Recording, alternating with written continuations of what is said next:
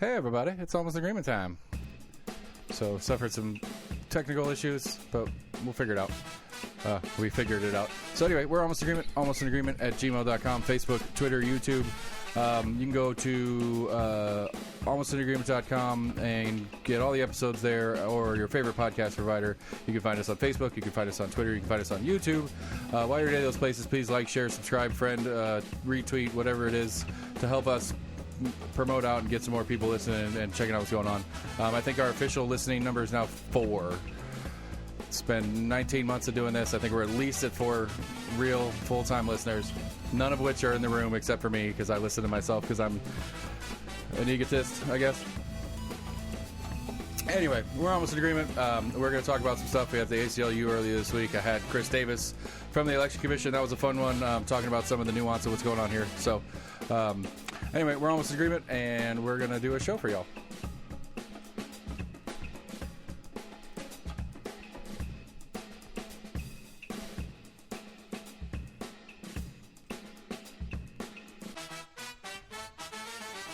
All right. So, ACLU was really weird. It's really creepy.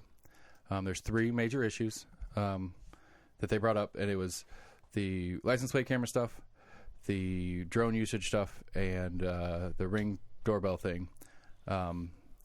So anyway, it was very illuminating to some of the different things that KPD is currently doing, and this is real stuff that KPD does every day, that we that live and or travel through Knoxville proper and see KPD officers are literally dealing with.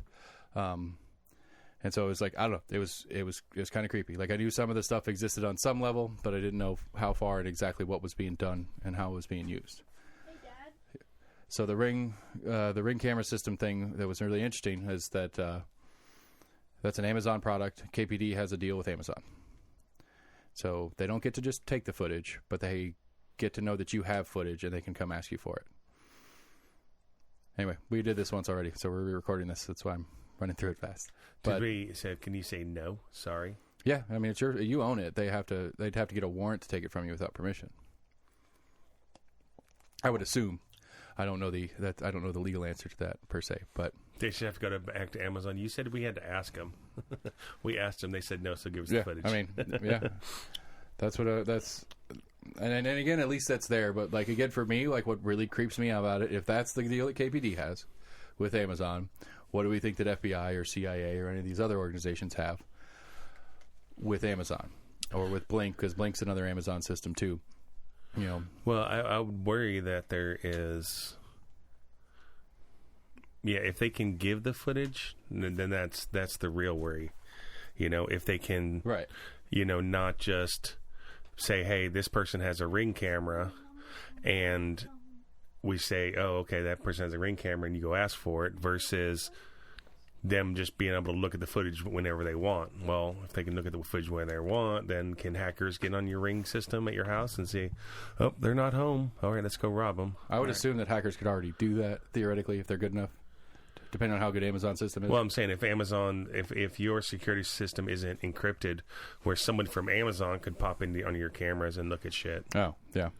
Then it's easier for them. Yeah. And then the license plate one, like, I appreciate that there is at least a level in there that they have to have permission on the Ring thing. And again, I don't know exactly how that conversation would go. If it's like, hey, this happened the other night, could we get your Ring footage for that night? Like, you don't have to subscribe to Ring to have a Ring system, but to go back into your history and to DVR it, basically, you have to pay Amazon a certain amount or whatever. So the question to me is, if the cops come, another question to me is, if the cops come and say, hey, this happened the other night, can we get your Ring footage? It's like, oh, I don't pay for that part of the system. I just, I just use it for live footage, make sure nothing's going on in my house whenever I want to or whatever. And it'll alarm me when something's going on, but I don't pay for the extra to record it. They're like, well, can we access the recording that Amazon has for you? Yeah. That would be, again, that would be my guess. This is me, touting the evils of Bezos and whatnot, but my guess would be that Amazon's keeping it either way, whether you're paying for it or not. And again, like, since you're not paying for it, it's not necessarily yours. The police ask permission for it, and you say no. Well, it's not really yours to ask permission from. I don't know how that chain of custody legally would go in that situation either. Yeah. It's even kind of like weird on the Amazon part of it. It's an Amazon product, but that does not give Amazon the rights to internal, I guess, the workings of a device just because they created it. But there has been some stuff where, like, Alexa has listened, like, downloading conversations. Oh, yeah. You know, there's no question. I mean, there's no question that they're listening all the time. Like, I mean, this whole room we have built down here is just a feeder for somebody. You know, like not really because the mics actually turn off, but like my webcam and stuff like that. It may not be on, but it's on. What? You never told me that. I mean, it's not. I'm not choosing to have it take everything. It's not facing you guys. It's only facing me. All right. Well, that one's no. I don't know where that one's facing right now. I'm a little disappointed in that camera. That camera that's like 7 times as big as this camera is 10 times worse than this little tiny camera. Like, visually, it just does not do as good a picture. That's all right. That's why the good one faces me, because I'm pretty. But the license plate one bothers me too. I knew it existed, and I'd always assumed that it was they had the license plates, and as you're cruising around, the cruiser follows you, and the dash cam takes a picture real quick, and it scans that plate, puts it into the system. You know, that guy's got a warrant out, or owner of that registration has a warrant. I'm going to stop this guy and I'm going to talk to him. Okay, that makes sense. I'm okay with that. But what they're actually doing is they're actually it's a passive system all the time. Every cruiser that has it in it, every time they're driving around, if they're just stopped at an intersection as cars drive by, it's scanning every single one, and it's saying that this license plate was at this place at this time. And that goes into a database that KPD can access at any time for any reason. So when you're bearing a body, do not use your own vehicle. Gotcha. Right. Or, I mean, it's like, and again, it's like going down the rabbit hole of, yeah, it's kind of gray area right now, but where does this go eventually? You know, like, let's say... How much cloud storage do they realistically have? I don't know. Yeah, that's a very good question. Well, because the other one, to me, like, the first thing off the bat for me is, like, how much are they spending on this? Like, half the conversation about the city budget was how much they're spending on the police department. And half the reason the police department wants its budget because it doesn't have enough cops on staff. But they have X number of dollars to spend on these surveillance systems that, at least according to the ACLU guys, I don't know, I didn't get the actual cited studies that they were referencing, but that there has been no studies that have shown any sort of crime reduction efficacy out of any of these systems. And so they do no real good. They cost a lot of money, and they infringe on your and my rights to privacy, but they still want them. And it's like, well, why? Like, why would you still want it if these things don't happen? What are you after? It can help in rare situations where we have Amber Alerts, where they're able to go back and where they have a license plate of a vehicle they're looking for. I mean, I don't disagree with that premise, but that doesn't make it okay. I'm not saying I'm cool with kids getting abducted here either, but it doesn't make it okay to just throw out the widest net and that everybody's part of this and everybody gets surveilled on because we want to make sure X doesn't happen. Right. Because, what's that movie, the Will Smith movie about the robots? iRobot. Yeah.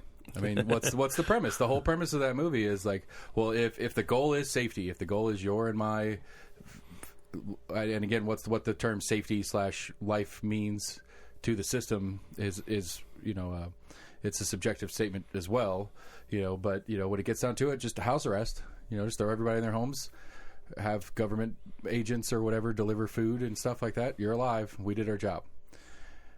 And and it's like it's about. I understand that it's a balance, but like these are the steps that go closer to others. We're just going to be in lockdown all the time. You stay in your home. We'll deliver your food. You work from home. You live at home. You don't get to go out ever because being in public's dangerous. Driving your car is dangerous. All these things are dangerous, and so for your own safety, X. And that's where this is leading, and this is a step in the process. The drone one I don't really quite understand because as far as I get it, it has to be in public space. So like if you're down on Market Square, the KPD can be flying a drone overhead and surveilling you while you're in Market Square. And then one of the other ones that's not in place yet but has been talked about that does exist in some places is the body cams having a facial recognition software added that does exactly the same thing as the license plate except with your face instead of your license plate. And then the race thing comes in because apparently facial recognition systems are racist. They think all black people look the same. What? Yeah. There's been a couple of different stories where there's one guy, I think it was in Maryland, that he was telling me about that got arrested for a crime or whatever, and they didn't do their due diligence, but the facial recognition system said it was this guy. And it's like, well, the dude was in Virginia at the time of the event. Like, he had a solid alibi or whatever, but he still had to spend, I mean, he still got arrested, got arraigned and spent time in jail trying to get all this sorted out. And and didn't get bail or whatever, spent like 2 weeks in jail before they're like, oh, you were actually in Virginia. The computer was wrong, and that's the only reason it arrested you, because the computer said you were that person. And so, but apparently there's numbers of cases of that, and the facial recognition software does not do well with people of color. Well, see, I would think that isn't that it's racist. Well, racist computers. It's kind of a benefit, because then they can't identify you. Me being just the white guy that walks around the streets, and their facial recognition can identify me easily. I can't be so incognito. So it's right. So which is better, to be identified or not to be able to be identified? Well, to have a agents of the state using a system to identify you in that way is the actual problem. Yes, but you're right. The silver lining in the situation, except for the way the system works, is when we arrest you. Right, we arrest you anyway. And then, you lost your job because you got thrown in jail for 2 weeks for something that we had zero evidence that you did. The computer just said you look like the guy. Well, yeah. See how long you stay at that job when you're like, well, see, they were arrested me because they thought I was a pedophile. Right. But they had the wrong person. There's still that thought. Was it, what? You got arrested about? As an employer, like we need to get rid of Jimmy. I mean, either way, you don't show up to work for a couple of days because you're in jail. You lose your job. It's just it's a fucked up system, and that is the direction things are going. And this ACLU is an attempt. And so what they're trying to do, and the reason that they contacted me to get on the show, Amelia Parker in the city. There's a, I can't remember what they called it. I think it's a cops. Cops see something. It's something out, but it's basically that the city council has an oversight on these usage, because right now KPD can just do it with no regard, and so regardless of where it sits in the budget or anything like that, anything that falls under the surveillance category, they have to ask city council permission to do, which would then give us, at least not me and you because we're not city residents, but at least give the city residents the opportunity to voice their opinions to their elected officials, so that they can then never say, no, we're not cool with this, that, or the other. Why don't you get somebody from KPD? I mean, I'm still trying to get Tanner in here. I haven't followed up on that in a couple of weeks, but I still want to get Tanner in here. I don't think that's happening. I mean, I'm not holding my breath, don't get me wrong, but I'm not going to not try. I think he's, I don't know. I think there's more to the story than what the papers are saying about it. Because as far as I've seen, at least, I haven't heard anything on his side of it. I've heard the KPD's union made a statement on it. Chief of Police Thomas made a statement on it. American Cannon made a statement on it. Half the city council made statements on it. But as far as I've heard so far, Tanner has not made a statement about what happened and how it happened and what was going on. Because I'm holding to it. I still think he thought he was being funny. I think he was a belligerent drunk that thought he was making a joke and really didn't read the room very well and got knocked out for it. I don't even know the joke he made. It was something racist. It was a wedding reception. Something about I didn't know they let black people in here. Oh, okay, I see. Yeah, but off-duty cop at a wedding, and I don't know that he's gotten fired or not either. I haven't heard anything on that officially. I'm assuming he's at least on some sort of leave for the time being. But we need more cops. He was just making a joke. I'm not saying that making the joke or not making the joke's okay, but making a joke in poor taste does not make you the worst version of the thing that would make that joke. It doesn't mean he's a racist. It doesn't mean he functions as a racist on the police force. It just means he got drunk and made a bad joke.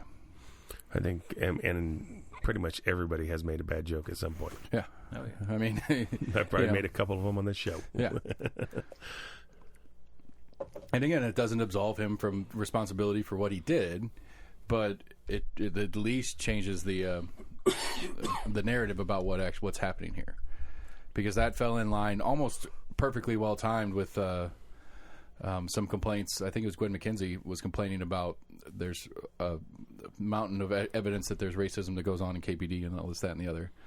And that I think Eve Thomas is probably going to get fired for it, and this, that, and the other. At least that's not, Quinn didn't say that, but that's just kind of the rumor that I've heard going around, is that Eve's going to take the fall for this. Most cops will probably keep their jobs, but we'll get a new police chief in that's harder on racist cops than the current one.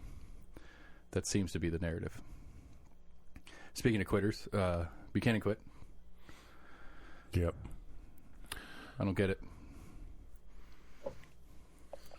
I think she's still in position of whatever health director until the end of December. Right, I'd heard something that she put in her resignation, and it initially was supposed to be like immediately, but then there was some conversation that she's agreed to keep it for a period of time so they can find a replacement. She's or still whatever. the head of the Knox County Health Department till the end of August. Yeah. Are you drinking chocolate milk? I got a strawberry banana smoothie right now. Okay. It's got vitamins and stuff. Awesome. I mean, beer's on deck, don't worry. And then whatever her demoted health director role, she's still in through, I think, the end of December. Yeah, I'm not sure. I mean, that sounds like I saw the headlines. I read a couple of different stories on it, but I didn't quite get the full picture of like how the parts were specifically moving. But did you see the Knox County Knox County schools? Did you get that email on masks? that they're not. Yeah, that actually. Thanks for bringing it up. Go ahead and tell about it. That it's not required but recommended. Mm-hmm. I just thought when I was reading down the thing, they were like, and bullying will not be tolerated about masks, about people, and I'm like, I thought bullying was not already. That's true. But what I'm curious, what I'm curious on that one is it? Haha, Jimmy's got a mask. Stupid Jimmy's scared of the virus. Blah blah blah. That's the version I assume that they'll go. But if it's the other way, where it's a bunch of mask kids like, oh, you're an idiot. Your parents are idiots. You guys must be stupid. You anti-vaxxing retards. Blah blah blah blah blah blah. Are those kids going to get in trouble for bullying because they're making fun of the non-mask one? That's what I wonder. So if a mask kid makes fun of another mask kid, that's okay. He can bully the shit out of him. Right. I don't know. But if a mask kid bullies a kid without a mask, there's where we draw the line. I'm curious to hear some stories of cases when they happen. Because again, and Sam's probably right, as I'm being a little bit, I guess, partisan for lack of a better word about it. I assume my assumption is that it's going to go one way and not the other if it goes at all. But that's an assumption. I have no basis for it. I saw that. What was the other thing? What did you post? Or was that AC that posted something? He did the one about the flight attendant duct taping the guy to the chair. Oh, yeah, that was funny. No, it was something else I was watching or just read. I've did the Florida governor of Florida, DeSantis. Yeah, it was. Okay, time out real quick before you go into that. For the longest time, I was so confused because I thought it was a chick. I thought it was Rhonda Santis. Oh. And then I saw a press conference. I was like, Ron DeSantis. Okay, I get it. Sorry. Something about he's going to hold back school funding to schools that require. No, that's here. No, that was in Florida. Well, there's a guy here. Somebody in the state house said something similar as well, and it was a guy that was. It was basically. So I apologize. It was something along the lines of: is a guy that's been really vocally against Governor Lee on his some of the voucher stuff he's trying to do. But basically, he implied in the statement that if schools require masks or try to do virtual schooling against the state's mandate or whatever it is, that he will push for further voucher usage in the state moving forward and stuff like that. So like the anti-voucher Facebook group that I'm in was all bent out of shape about it. So it's similar to what you were saying, but that's actually here in Tennessee. Okay. But I mean, that goes back to your what I think we all three kind of agreed on how the government should break down. I think Knox County should take care of its schools and shouldn't have the state. DeSantis in this case shouldn't have the ability to do anything about funding because none of the funding goes there or comes from there in the first place. Mm-hmm. If we had a more reasonable government structure in place, as you pitched last week. No, the one that I was Clanaris. I sent the group the screenshot of it was a Clanaris statement about. I thought that was hilarious too. about well, there's two parts of it that's funny. One, Matt Shears tells me 1,000 times, and this is a fun semantics game that he plays with me a lot. He's told me 1,000 times that it's a city race. They're nonpartisan. We don't take part in it. I've already called them out a couple times for being nonpartisan. It seems like the same partisan group goes out and hangs out together and promotes each other. But okay, if that's still nonpartisan, so be it. But the Knox Dems page, I'm not saying that Matt is the one who manages the page, but he is the head of the party locally, and this is their Facebook page, puts this out-of-touch millionaire Jim Clanaris running in District 4, currently held by Councilwoman Ryder, who is their team, but they won't say it's their team because they don't say that officially. He has clear disdain for poor people, and here's the quote that somebody pulled off his Twitter or whatever. He was in Memphis at the time, apparently, too, which that's a separate question. The food stamp program administered by the U.S. Department of Agriculture is actually proud of the fact that it is distributing the greatest amount of free meals and food stamps ever. Meanwhile, the National Park Service, administered by the U.S. Department of the Interior, asks us to please not feed wild animals. Their stated reason for the policy is because the animals will grow dependent on the handouts and will not learn to take care of themselves. And so it's basically what he's trying to say is the more meals and food stamps and stuff we hand out, the more dependent the public will be on them. So he was just doing like the lady from the health department that said children can choose on their own to get vaccinated. She was not pushing that. She was just stating a truth. Right. And he's just stating a truth from the USDA, Department of Agriculture, and then the Department of the Interior. You know, but I mean, there's a strong implication here. There is. Of what he's saying. It's obvious you're trying to say. You know, and it's you're comparing wild animals, humans to wild animals, which, you know, whatever. Or is he saying that there should be a season, a hunting season for poor people? Did I read that right? Remember about 5 minutes ago when you made the statement, I might have made a bad joke or two on here. I just think, I mean, you know, it's okay. Realistically, you know, forget the political implications of the statement or not, whatever. Like realistically, there might be studies out there on that, whether there are or not, I don't know.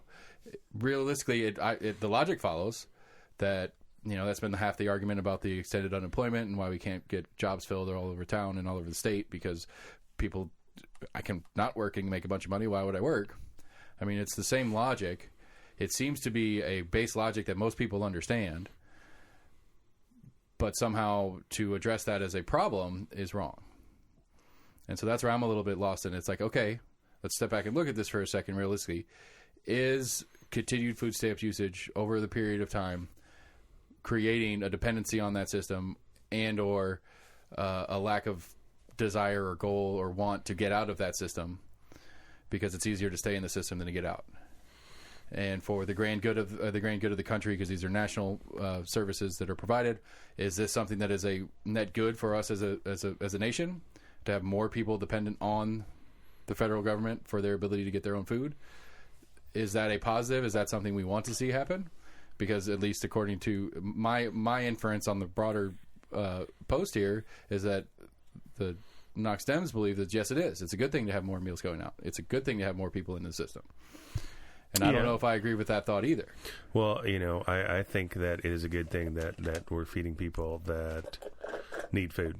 Obviously, that's a positive thing in a society, making sure people are fed. Like that is a great thing. How long, you know, there needs to be more social programs that get people to fish for themselves. Right. You know, that whole, what is that thing called? What is it called? Give a man a fish, he eats for a day. Yeah, but what is that called? Proverb or parable? Parable, that's it, yeah. But, you know, and it's true. It's like, I think that the system right now is to keep people in a system rather than to train. Well, I mean, there is again, going back to the political, there is the inevitable political bonus of if you're the team that promotes those things, that whether it's food stamps or some other sorts of the social welfare program, it makes it easier and more accessible in X, Y, and Z. You're probably going to get voted for by the people that are using it. Mm-hmm. And so what's that person's incentive to vote for somebody who wants to make a drastic change that may include taking away a percentage of their food stamps or all their food stamps or that? It's, I mean, you know, I've heard the statement. I think Randy Pace might have said it, but I've heard the statement and probably well above Randy Pace's, you know, picture on it, it's like you're buying votes. I mean, really, like, if you really want to take a second and look at it, some of the different welfare programs. I mean, hell, the last round of stimulus checks, it was Trump and Biden fighting for how much they were going to put out. Like they were arguing. I mean, that was the whole Biden 2000 that never actually came. But it was like campaign trail. I'll give you more money. I'll send you more money from the federal government. Vote for me. Liar. That's buying votes. I don't know how else to say it. And if that's something we're okay with as a nation, then okay, let's say it out loud. But I don't think we're okay with that. Well, I've said it 100 times. I'm not mad at people that are on welfare or people that are getting food stamps or, figure out how to work the system. Like the government's going to steal everything they can from you that they can. So if there's a way for you to get some of that back, then more power to you. The problem is with the government, not with the people that are using these programs. I agree. And yeah, I 100% agree. Because you build a system and you don't, goes back to my argument. So we started getting into that with AC, I think, was it two shows ago? It's been like a month since he's been here. At least it feels like it. We were talking and like it was going along in the program and he brought up the whole, what do you vote for? What did he say? Oh yeah, right. Because either one of the two major parties, they're going to go along and they're going to continue playing the games of, more war because they have investments in war companies. Oh no! What he said was, you're not mad at these CEOs for taking these huge tax breaks, but you're mad at the people on welfare that are getting these tax breaks. Right. And it's like, and we were 2 hours into the show, and I'm like. This is gonna be a long conversation going into this. It's true. I mean, I didn't say anything about that, but the problem is I think the problem is not the people that are on the welfare or the people that are taking advantage. Right. The companies that are taking advantage. The problem is the government entities that allow both those things to happen. Right. So it's the government that has the issue with, not. Right. So much the people. Right. It's the system that makes things. It's the system that makes things the way they are. I lay a good chunk of it on the two-party part of the system, because it doesn't incentivize you to actually come up with solutions and build coalitions to do anything of any good. It just is the more of us that are in here, the more we can do what we want to do. And that's going to benefit the people that we want it to benefit, whether it's our big money donor and that class, or whether it's our welfare programs and stuff like that. That these are the ways that we get more votes, and that's all that we care about is the ways that we get more votes, and then we can grow our power and do more of the things that gets us more votes. And that's all the game is. And when it breaks down, in my opinion, at least for the most part, it's not about me and you. It's not about what's good for me and you and our ability to do and live our lives. It's about what keeps them and their friends where they are and keeps them and their friends making money. And we just kind of run around for scraps. And that's why this whole Blackwater buying property thing's scary. Blackwater buying property. Apparently a number of big multinational corporations are buying a lot of houses and turning them into rental properties. Because they can afford it at these new inflated prices that are going on right now in housing. Like apparently, I don't know if it's so happening so much here, but we talked about a couple of these like Utah or something like that. There are people putting their houses on the market, and people that live three doors down coming down to check out the house, and there's an offer from somewhere else that's 10% over asking. The second it hits the market, and it's just people are buying. These big major financial companies are buying them, buying houses blindly. A lot of that happened right after the recession. Yeah. Everything hit the shit pot. Right, and they got people that had money were able to buy into those. And places. I mean, it's a smart move. The problem with this specifically, these are the companies that especially some of the bank parts of these big financial firms. These are the ones that put us in the thing in the first place. Right. They get bailed out with our tax dollars, and then they spend our tax dollars to buy our houses that they just foreclosed on, and then rent them back to us for 15, 20, 35% over what a mortgage would have been, and make it impossible for us to ever get out of. I think one of the guys I listen to calls this the pleb status that they're really trying to push forward. We are the plebs. It's the return of the oligarchies and the pleb system and stuff like that. Plebeians. Yeah, it's concerning because it's happening and we're watching it happen, and we're fighting over trans bathrooms and whether Simone Biles should perform in all events in the Olympics or not. Instead of, are we okay with this thing that's going on right now? Is this good? Diversion. Yeah, I mean, since AC is always here, whether he is or not, it's smoke and mirrors, man. It's goddamn smoke and mirrors. Is that right? That's pretty close. You know, and it's like he's not wrong. It's just it's hard to have a conversation about it when you know it's 9 out of 10 people don't have a clue and don't care or don't know enough to care. I guess is a better way to say it. Yeah, a lot of it just doesn't resonate with them on their personal basis. Right. It's not something that has anything to do with their day-to-day life. But it does. And it just it doesn't. Does yeah, it's not not to the realization. Right. Not in. It's not. It's not grand, the same in the grand right. scheme. It does, but in their direct. Yes, please. Are you good? Oh. In their direct interaction, it's not so much. Right. It's not right in front of their face. It's just it's like it's the 25 cents more a gallon of gas. They see that one, but I'm not selling my house right now, so it doesn't matter that my neighbor's house is gajillion dollars overvalued, right. And that if I ever do get into the housing market, I'm fucked. And it's by the time I do, hopefully it's 20 years from now before I'm trying to buy another house or something like that. Mm-hmm. It's going to be so far down this debacle that it's going to be too late for me to do anything about it because it's already been happening for 20 years. But it's happening right now, and it's important, and nobody talks about it. People that do know better talk about it, or don't talk about it. People that are supposed to be the ones paying attention and helping us be informed about it don't talk about it. I just wonder if there's going to be a crash on this housing boom. I mean, I don't know. I don't know about I nationally. Yes, I don't know. We didn't get hit hard on the last one. No, because our properties were already low. But now with the property, still the properties, even though these properties are here, are a lot higher than. Right, they're inflated by our standards, but they're not. But they're not inflated by national standards. Right. Yeah. And so there's likely locally it's going to continue. Even it might even grow further if there's a national crash. If things start falling apart nationally, it might actually hit us harder in the other way because we already have people that are trying to get here. They want to live here. The demand's high. Blah blah blah blah blah. And in the more expensive cities, when the shit hits the fan, even if you're selling your house that you bought for $500,000 for $200,000, you can actually get a house down here for $200,000 still. Yeah, where up there your house dropped in value from $500,000 to $200,000. You're like, fuck. Well, I can get a house down there.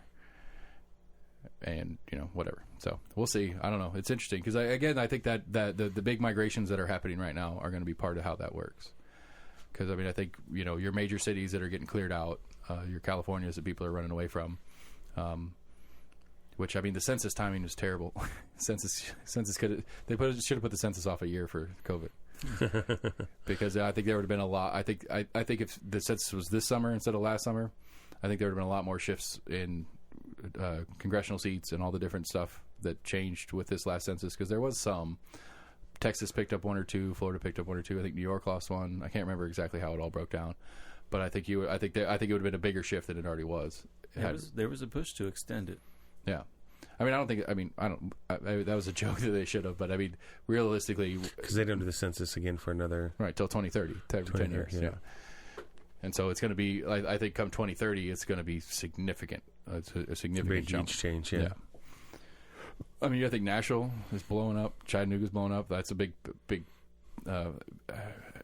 Ash, I think it was Victor Ash, put a jab at Glenn Jacobs about, and there's a lot of people apparently in the county that are kind of upset that Chattanooga is going to outgrow Knoxville within the next couple of years. I thought Chattanooga was bigger than Knoxville already. Knoxville proper, not Knox County. Okay. I don't know how is Chattanooga. I don't know if Chattanooga's metro yet or not. I always heard the joke that Knoxville would on game days would outpopulize whenever the school's in season, basically. Right. Okay. Maybe that's what it was. It's close. Maybe that's what it is. Is that when school's in, Knoxville's bigger by a couple 10, 15,000 or something like that. But over the summer, we go under Chattanooga by a couple thousand. Okay. It's pretty close. But I don't know. Watch some. Chris Davis is always fun. Did we ever talk about Chris Davis? A little bit, not so much. On this one or the last one where it broke down? Talked about it a tiny bit on the previous. Okay. I like Chris Davis. He's a fun guest. Smart guy. Good to talk to. Excited about it. So the cap the tax thing. Actually, I wanted to ask you about that. Did you get a mailer? Did they go knock on your door? Do you know? I think so, you get contacted at all about it? Not that I've seen any flyers or anything. So what officially happened was they did not submit their petitions. the assumption is they didn't hit the number, which was, I think Chris said it was about 7,500. They needed 7,500 signatures to get it on the ballot. And the assumption is they didn't turn it in because they didn't get there. I text Eric, and I haven't got heard back from him. I'm going to follow up with them about what their final number actually was. But it was a couple episodes ago we were talking about the 2017 city elections and how terrible turnout is. Because that's my theory. My theory on this cap the tax thing was not about getting it on the ballot. All right. It was a way for the scruffy city pack and the like-minded people to get out there and get in the community, knock on doors, and get people to come to these elections coming up, because numbers matter, and city elections have such bad numbers. If they can get a good chunk of people that are upset about the tax situation or the perceived tax situation to come out and vote, if they're upset about it, they're going to come out and they're going to vote for those candidates, which are not the incumbents, for lack of a better way to say it. Right. And so I think, to me, I think this was just a game to stir up interest in this election, and the hope is that this stirred up interest gets some of these other candidates, get some of these incumbents out, is really what the goal is. Chattanooga 183,000, Knoxville 188,000. Okay. And does it say when school's in or not? No, it just so Knoxville's bigger all the time. Right. I always thought Chattanooga was a bigger city. They've always been close, but that was one of the interesting things Chris said, that like the most common issue they have at polling stations is college students, because you have to have a state of Tennessee ID or a federal ID to vote. Well, you actually don't have to technically, but they won't accept, like, if you're a Kentucky resident but you move down here and register here while you're in school or whatever, your Kentucky driver's license is not valid to vote in the state of Tennessee. Is a passport? But a passport would be a federal firearms license, but I mean, I guess you could. That's, I don't know. This would be a good question. Can you get a Tennessee? Not that it matters anymore, but could you get a Tennessee carry permit if you're a Kentucky resident? Because he said something about a firearms permit or whatever, and I was like, well, that's a state of Tennessee thing. Can you get that in the state of Tennessee but not be a full-time resident? Like, why would you get that and not a driver's license if you're going through the process? Yeah, why not go? So, if you lived on the border and did most of your time inside Tennessee, I just yeah, I don't know. And they had differing laws. So like, hey, I'm going to be carrying a gun in Tennessee. I want to have you're a very valid point. A Tennessee licensed carry. Like, I mean, like, we're going to get Virginia carries. We're going to get Virginia carry permits when we open our dispensary in Virginia. I mean, I'm going to carry when we're going to the dispensary for sure. And I don't know what Virginia law is, so I want to make sure I'm doing it correctly. I mean, we can check the reciprocity agreements and stuff like that and how Virginia sits. But that's a good point, though. I didn't think about it that way. That's smart. I like it. So yeah. Anyway, like, I just think it's like I said, I think it's just a way. It's just to make a talking point. It's just to make a thing that is a flashpoint. It's something that gets people excited. It's banter to get a base out, as I think is all the cap the tax drive was. I think it started with the Nats thing too. I think the part of the Nats thing was it's like a not necessarily. Again, I'm not going to speak for Eric and what his intent is, but what it appears like to me is that the Nats group against the stadium thing was a way to point finger at current city council and say, this is a problem. They shouldn't be doing this, and knowing he has an election coming up and knowing that he can use this issue as a way to drive turnout in the coming election. I mean, it's like it's some 2.5D chess kind of shit, but I think that's kind of what's going on. Yeah. No, the whole college student thing, I think it'd be really weird or interesting to look up and see how many college students actually go out and vote. I know a lot to go and do, but as far as like out of state, right? Especially the city election, I think you have to live somewhere for at least 6 months to even get residency to then go get a license for in that state. Well, another thing too is that I didn't clarify with Chris when we were talking about which elections we were talking about. I don't know if you're not. I don't think if you're living on campus, like in a dorm or whatever, I don't think you can count that as your permanent address to register to vote at that address. Right. Yeah, and I mean the question is, what does the college consider you? after your freshman year or you're resident at Tennessee and you don't pay out of state. Are you paying for in-state or out of good state? point. Yeah, that's a very good point. So And you registered as out of state. If you're still out of state, then I don't think you would get right to in vote. state, right. So that's a very good question. But I think in hindsight, thinking about it, I think especially we're talking about that 2020 presidential election, and most of it was federal stuff on that ballot, and so there was a number of college students that are college students at UT that wanted to vote in that election and had registration to vote in Knoxville, but went with their Kentucky or Ohio ID and whatever. But apparently, why wouldn't they just do their absentee? Like, there's a that's ton an of option that for right. our And he said that was an option. That he's like, or they could have done it that way, but some of them wanted to do it college this students way. are not smart enough to do that. I mean, apparently, if you're 16, you should be able to vote. So whatever. But yeah, I mean, anyway, it's just an interesting little tidbit, and that the city elections have exception. I can't remember what he called it. There's some whatever title. If you own property like 4,000 square feet or greater in the city, whether you live in the city or not, but you have to live in the state of Tennessee. So I live in the county. If I owned a piece of land in the city that was at least 4,000 square feet, I would be eligible to vote in city elections, even though I'm not a resident.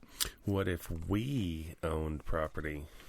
Two per. There's two. The exception allows for two per property, 2 votes per property. So if we own something, we would both get a vote right. in the city. Right. And we'd vote for the different people anyway, so we're just not going to vote because we're just going to cancel each other out. It's city elections; they're nonpartisan, so you can't say that. I'll just hang out with the groups that look like ours. Old white people? Is that what you're trying to say? The old white people. But yeah, so. And the people that look like homeless people, that's the people you're voting for. You're voting for homeless people? No. Oh, that's what I'm voting for. I'm voting with the homeless people. I'm looking for right. the old white males, and right. you're looking for the homeless people. Homeless people, people of color, middle-aged white girls, lower middle-aged white girls, not MILF age, but like 20-somethings. They're all Democrats. I don't know. All right, so I promised on the Chris Davis show that I'd give my predictions for the primaries. It's real quick, yeah. So for Chris, really this is just for Chris because I know he's going to listen. So for Chris Davis, my official predictions for the primary portion of it is District 1. It will be David Hayes and Tommy Smith. District 2 doesn't count because there's only 2. District 3 doesn't count because there's only 2. I think Clanaris and Ryder will get out of District 4, and I think Harper and McKenzie will get out of 6. I think Garrett Holt is no shot in District 6. I disagree. I think Elizabeth Murphy has no shot on the planet Earth right now with her off the campaign conversations that she's been having on the interwebs. Are you related, by the way? I meant to ask you that. Is that a cousin of yours? No. That you know of. Yeah, I mean, because all people with Murphy are related. Can't you tell my resemblance to Eddie? Yeah. I mean, you're in line with that Eddie's Murphy's oil, right? I just feel like yeah, exactly. I go back. Murphy's oil, I go back and like I continue to go back to it. I've argued with a number of different people. Like my joke version of it is, okay, drinking pee to cure an earache is fucking weird. All right, let's get that established out in the front. All right, I would think it would be more pouring the pee in your ear, perhaps. And honestly, I don't know the specifics on how the that would make more sense to me. It's like migraine. Like the conversation that's been blasted around town is like it was migraines, ear infections, and one other thing. I don't remember what it was, and it was thirst. It doesn't specify the application process, whether it's ingestion or pouring it in your ear or whatever. Again, to get the point out, I think it's fucking weird. But I think it's weird that people get together and shout songs at the ceiling and think that's going to do something. I think it's weird that people get up every morning and read the Zodiac like it's going to fucking mean something for their day. Does that make them bad people? Does that make them not capable of doing a job? I'm lost on the shout songs at the ceiling. Sunday mornings? Oh, like church people singing. Yeah. I never liked that part of church. I'm saying you get together and you listen to a guy talk and then you look up at the ceiling of the room and scream songs at it. You've never been to church, and you're going to feel better about your life the next day. Have you ever been to church? Yeah. The singing is first, and then the guy talking. And then they're singing after. They're singing all the time. Oh, no. We're Baptist, dude. We sing. My family's Baptist. They sing all the time. They take a pause in the middle of the guy talking part to sing a song, and then come back to more talking. It's true. But it's all in English, at least. We don't have to deal with Latin. Because you're not Catholic. Right, or Lutheran, or Methodist. Methodists use Latin a lot too. No. I think it's just Catholic. I was Methodist and Lutheran, just Catholics. You sure? Because I had a friend that was not Catholic when I was a kid. That I went to church with him a couple times. Did he have snakes? No snakes. This was in Wisconsin, so this is not in the hillbilly land like we live in now. Again, people with the snakes, I think they're fucking crazy. Does that, again, I guess my point is it has nothing to do with the job. Like, there is no part of being a city council person that this has any functional effect on their job. And I resent the idea that they have the platform. I would disagree with you on that. Saying it has nothing to do with her job, because that's drinking your own urine is a little extreme. That's not like going to church. That's not like even going to church to hold snakes. Like, most people would think that's a little weird. I mean, there's it's not a new concept. She didn't come up with this on her own. That there's historical precedent for it, whether it's efficacious to the cause, or whether it's actually doing anything, whether it's actually a cure for what ails you or whatever. The science is out. If anything, it's probably leaning towards no, it doesn't. But this isn't a new concept. There have been places and religions that have done things like this for decades. But either is wearing a tinfoil hat on your head, and I'm sure there's all sorts of studies about wearing tinfoil hats on your head. So is she also going to be like, oh, we all need to wear tinfoil hats, stop the aliens from reading our brains? I mean, I'm sure there are organizations that believe that's an actual thing. So does city council get to appoint Space Force members? No, but what I'm saying is you have a what's the words? You have a skewed view of reality. And so what other items are you going to be skewed on? Okay, but again, I mean, and this then that does affect the job. Okay, but I mean, again, I think you can apply it a lot of different ways. Not necessarily that I agree with what I'm about to say, but I think that people born with male body parts are men.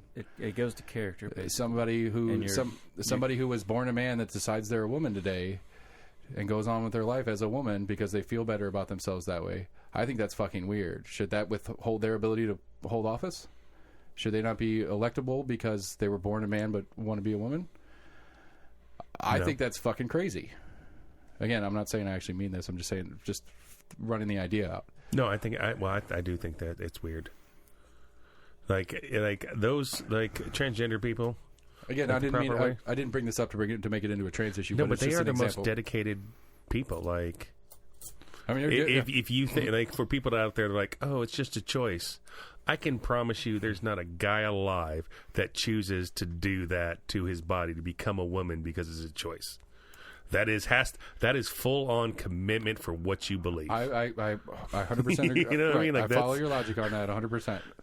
But my point being is that there are a thousand examples that we can point to things that are fucking weird.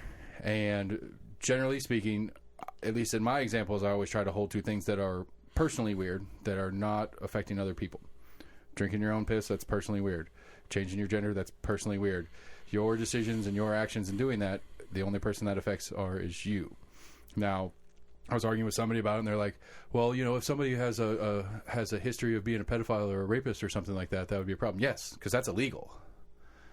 That person took out a criminal action on another person. So yes, those personal decisions, as you want to call them, are a problem because those are legal problems. So if there's a state that has a weird thing on their books about, like, you can't drink your own urine, she couldn't run in that state. If that was the argument, I would rescind to that argument. Yes. Okay. I just think, again, like, it goes, it's a small hometown version of the Smoke and Mirror show that AC brings up all the time. This is not an issue that has anything to do with the job, but this is probably the biggest issue being talked about in the District 1 race from my perspective. Yes. Like, somebody shared a video from their Ring doorbell camera onto Reddit or whatever about some poor kid who volunteered for whatever reason, whether it's from one of the PACs or whether it's from the GOP or whether it's directly from her, was out door knocking for her. And this guy opens the door and he's like, hi, I'm here for the Elizabeth Murphy campaign. I wanted to know if you were planning on voting, who you were planning on voting for, if there's any information I can hand. you know your candidate drinks piss? He's like, I was not aware of that, no. He's like, do your fucking research. Poor kid. Yeah, and it's like, and like everybody on the post is celebrating this guy attacking this kid about the candidate he's representing drinks piss. And it's like, where is that an issue of her campaign? How does that have anything to do with her job? Again, I'm not saying it's not weird. I want to be clear on that part. It's fucking weird. And it can, and I could see the reasonable say, okay, well, I'm going to question this person's judgment because of this activity. But we don't know any of her stances on any of her issues. Nobody's talking about any of those things. We're only talking about this. What if she tries to get it involved in schools that, like... She's a city council rep. There is no schools. She can't do anything with schools. Well, then what the hell does she do? That is another separate question. I mean, it just kind of goes to the point of how many people are single issue voters. Right. You guys, did you see the... on that subject, I am a single issue voter. You talk about that we should be drinking our piss. I'm like, I just crossed you off my list. I don't know anything else about you, but... Did you see the Chappelle special where he's talking about Cosby? Maybe. It's like he has this whole bit in there. And I have no chance of doing it any justice, so don't pretend like I'm trying to. He has this whole bit in there about how, like, what if Superman was a rapist? And you had a meteor coming down from the sky, but his superpowers only work immediately after you rape somebody. And, like, it's this whole just kind of running joke about how there's an amazing amount of good that this person has done. And, you know, for Dave Chappelle and him personally and the influence that Bill Cosby had on his life as a comedian, as an actor, and all the things, and him, you know, as a black man and Cosby's representation of blacks in the community and all this kind of stuff, everything that Bill Cosby was to him was a superhero who had to rape some people. Now, it's a little bit, it's not fair to equate that he didn't need to rape people to do what Bill Cosby did, but the premise being that there's some bad in it, but are we going to erase all the good? Like, are we not, like, I bring this on with that. I'm not allowed to be a Michael Jackson fan. Like, I like Michael Jackson's music. I don't know what to say. I don't know what to say.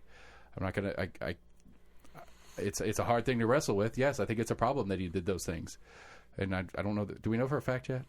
Still goes back and forth on whether it's like, that he was. There's a whole documentary about the kids that, like, were with Michael and stuff, and they've, like, the kids are older, you know, now, and there's a whole documentary on the stuff that he did. So I think he did do that kind of stuff. But it's like, I don't know, it's a weird situation when you hear about, like, if your neighbor across the street, you find out that he's raping little boys, you're like, put a gun to his head, you know, and then you say Michael Jackson, but it's Michael Jackson. Like, yeah, you're not wrong. I get it. You know, and it's sad. You think, like, Bill Cosby, like, yeah, he went to jail and a lot of stuff, you know, bad that he did for roofing all these women, and they should just start calling it He's out of Bill jail. Cosbying, you know.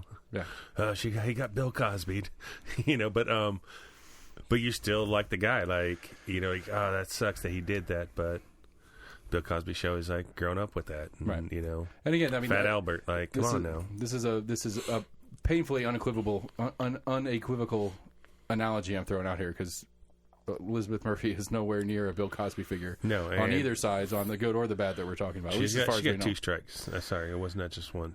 Drinking piss, and her name is Liz Murphy. That's another strike against her. When I first read it on paper, I was like, oh shit, really? This is gonna be weird. Turns out there's more than one person with the same name in this town. So surprise, and they both suck. What can you say? But anyway, so that's my thoughts on piss. So, but I'm going to get her on. I'm trying to get on the show, and I'm going to talk to her about it. I'm trying to figure out how to. I think that's how I'm going to frame it. I'm going to frame it on. There's this post everybody's talking about that you did. How does your thoughts on homeopathic medicine have anything to do with the position you're seeking? Go. Because, again, I can respect the idea that you can judge a person's character by this action. I get that. But you got to at least give the issues a chance to be heard before you completely write the person off. Because, again, specifically this one, why it doesn't compare well to the Bill Cosby one, is that she's not hurting anybody. Except maybe herself. Depends on the science. I don't know. Yeah. She might be doing some bad to her own liver or something like that, but that's her. So she's not hurting anybody else. By advocating for it, the argument will be like, yeah, but some idiot will go out and drink their own piss because she said it was a good idea. Because she's a city council person? because they're so bright, shining stars of the community that whatever they say is the right thing to do. Because that's one of the things that bothers me too about one of the bigger, broader conversations, not her specifically, is this idea. It's like, well, you know, the county commissioner X has the platform that they can go talk about X, Y, or Z. It's like, well, if X, Y, or Z is not inside the job title, then I don't care. That's not what they're there for. We shouldn't respect said platform. Well, how would you feel if there was somebody running for city council that is a huge flat earther? I mean, I think it's the same thing applies. I think you say, that's fucking weird. They might be a little bit crazy, but where are they on the issues? And if their stance on, you know, we need to trim budget, we need to trim waste. Hey, I want to go Metro. All right, I'm listening. So the flare's flat for real? So yeah.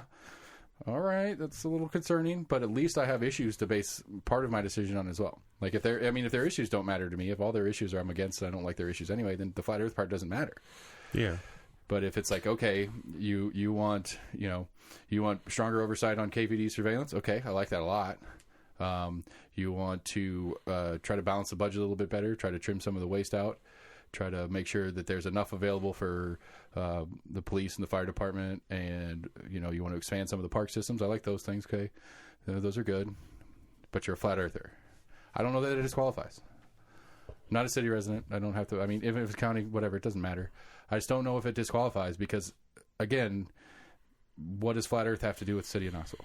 It's just kind of the general assumption of what the general public would believe. If they believe this one thing, they're most likely to believe other kind of crazy things in their mind as far as like quote unquote crazy. Right, but what crazy thing is happening in Knoxville that they actually would have some oversight to, that their crazy mind could take the crazy direction?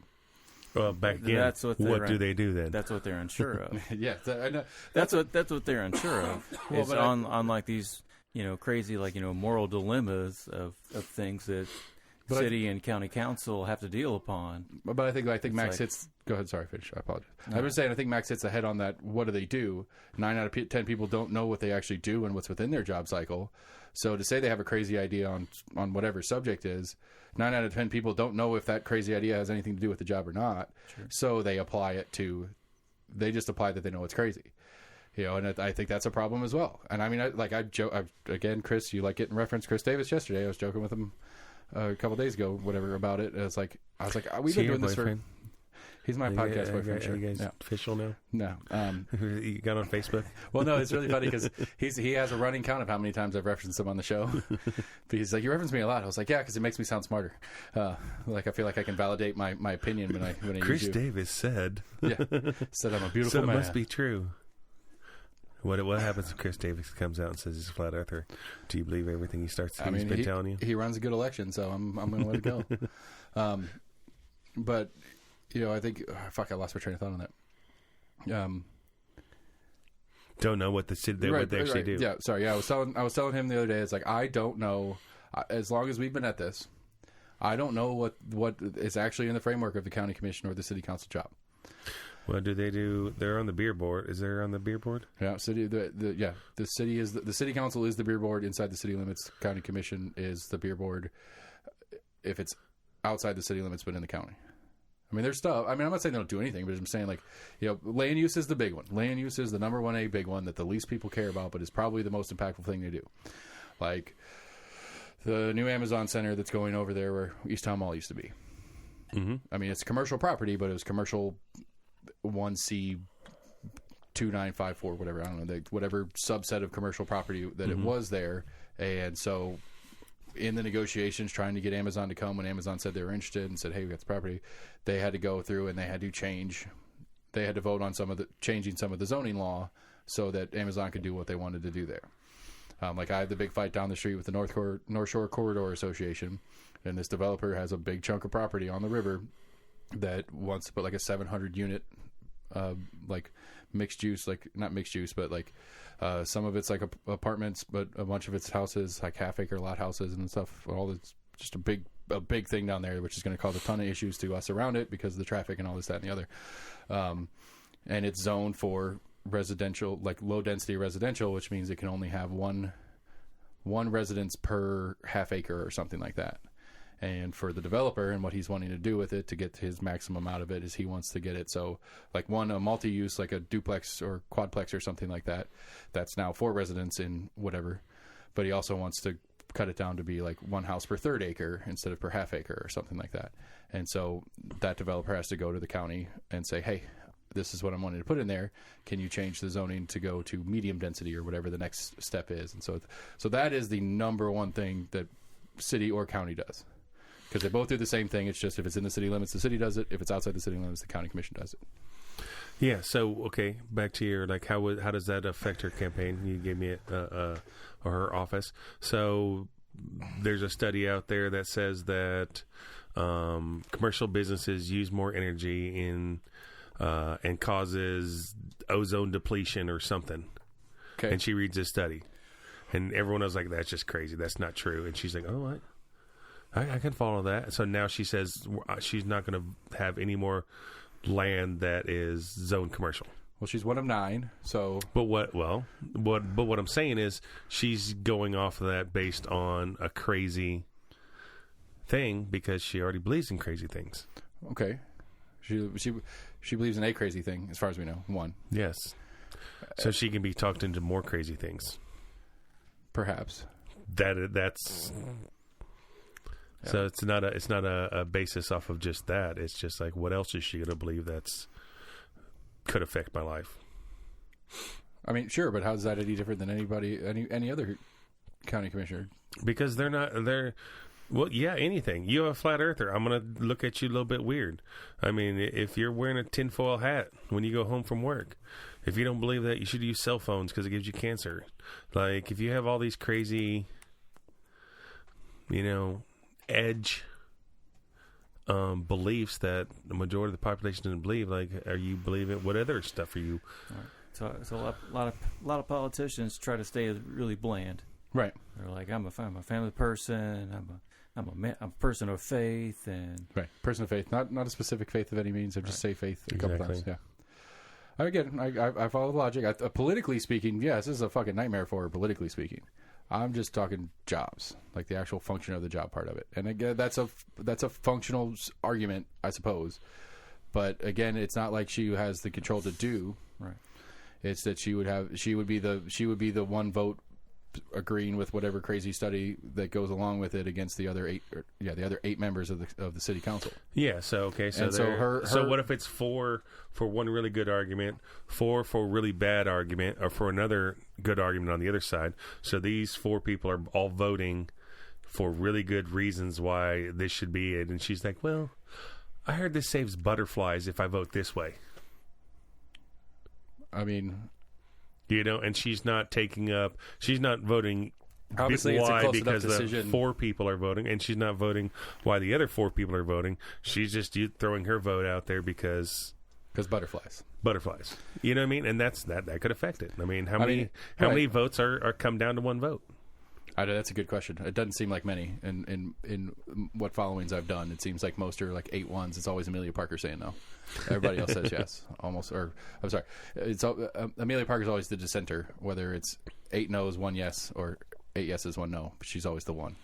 She's always the one on the other side. Yeah, and which will be interesting because she's kind of she is why the ACLU reached out to me, because they're working with her to get this thing in front of the city to get oversight on KPD surveillance usage. And so with her track record of being the dissenting vote on everything, when she brings this to the city and it's like, well, you never vote with me on anything, why am I going to help you with this issue?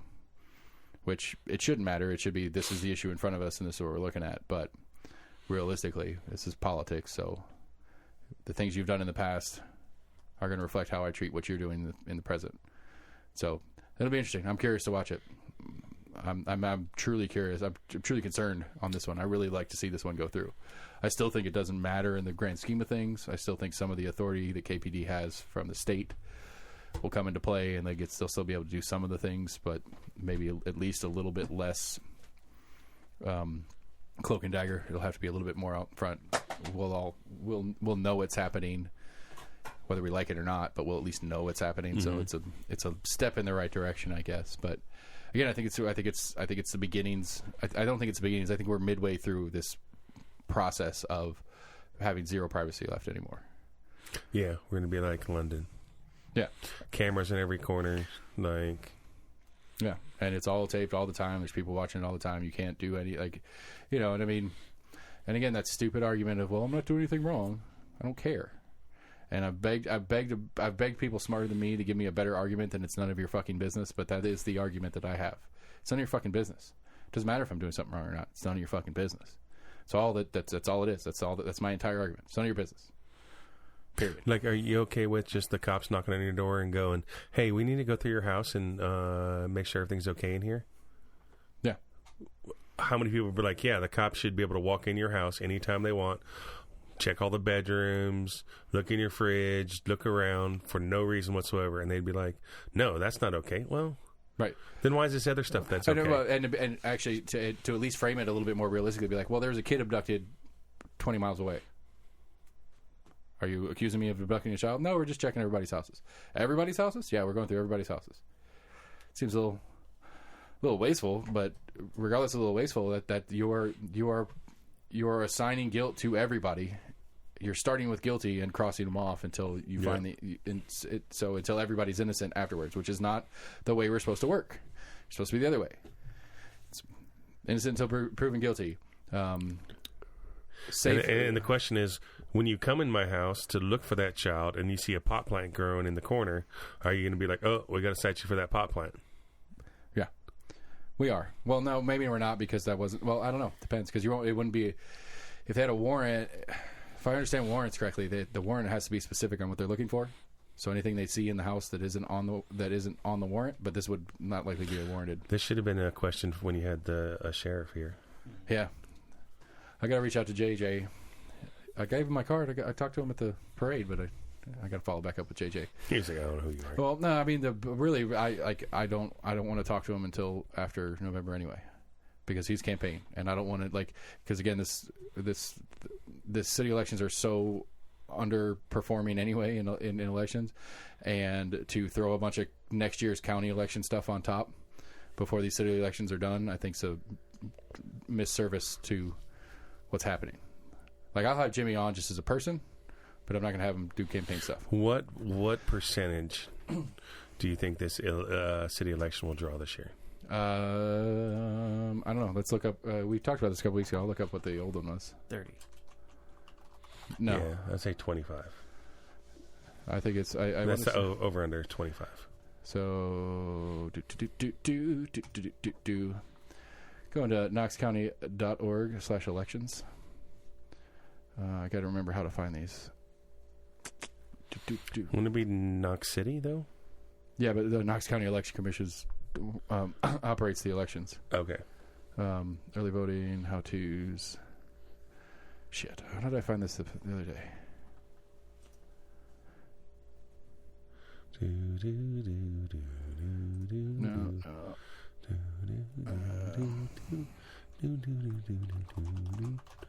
We need an answer.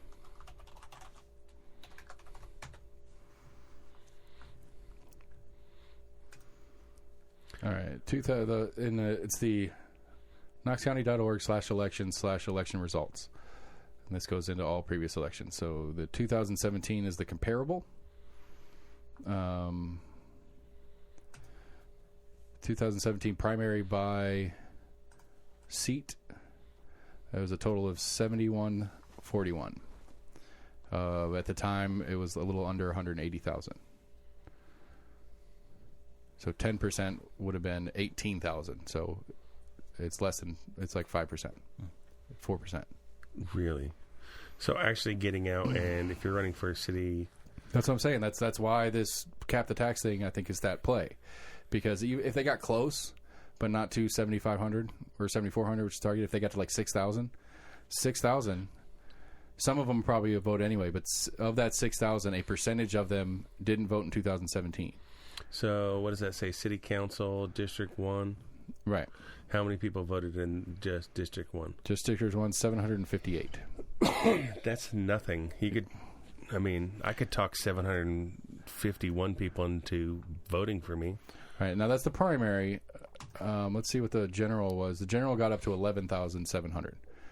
Same District 1 in the general got to 10,000. So big difference. Well, is that but the people that are voting for District 1 are not voting for District 2?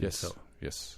In the general they are. Oh, in the general, okay. Right. Okay. So that, basically that, you'll see each of the precincts has a very similar number, because that's just people that most people, this ballot, what you see right here, all 5 seats, that was the ballot for everybody in the city. So there's some people might have not voted for anybody, so that's why there's a...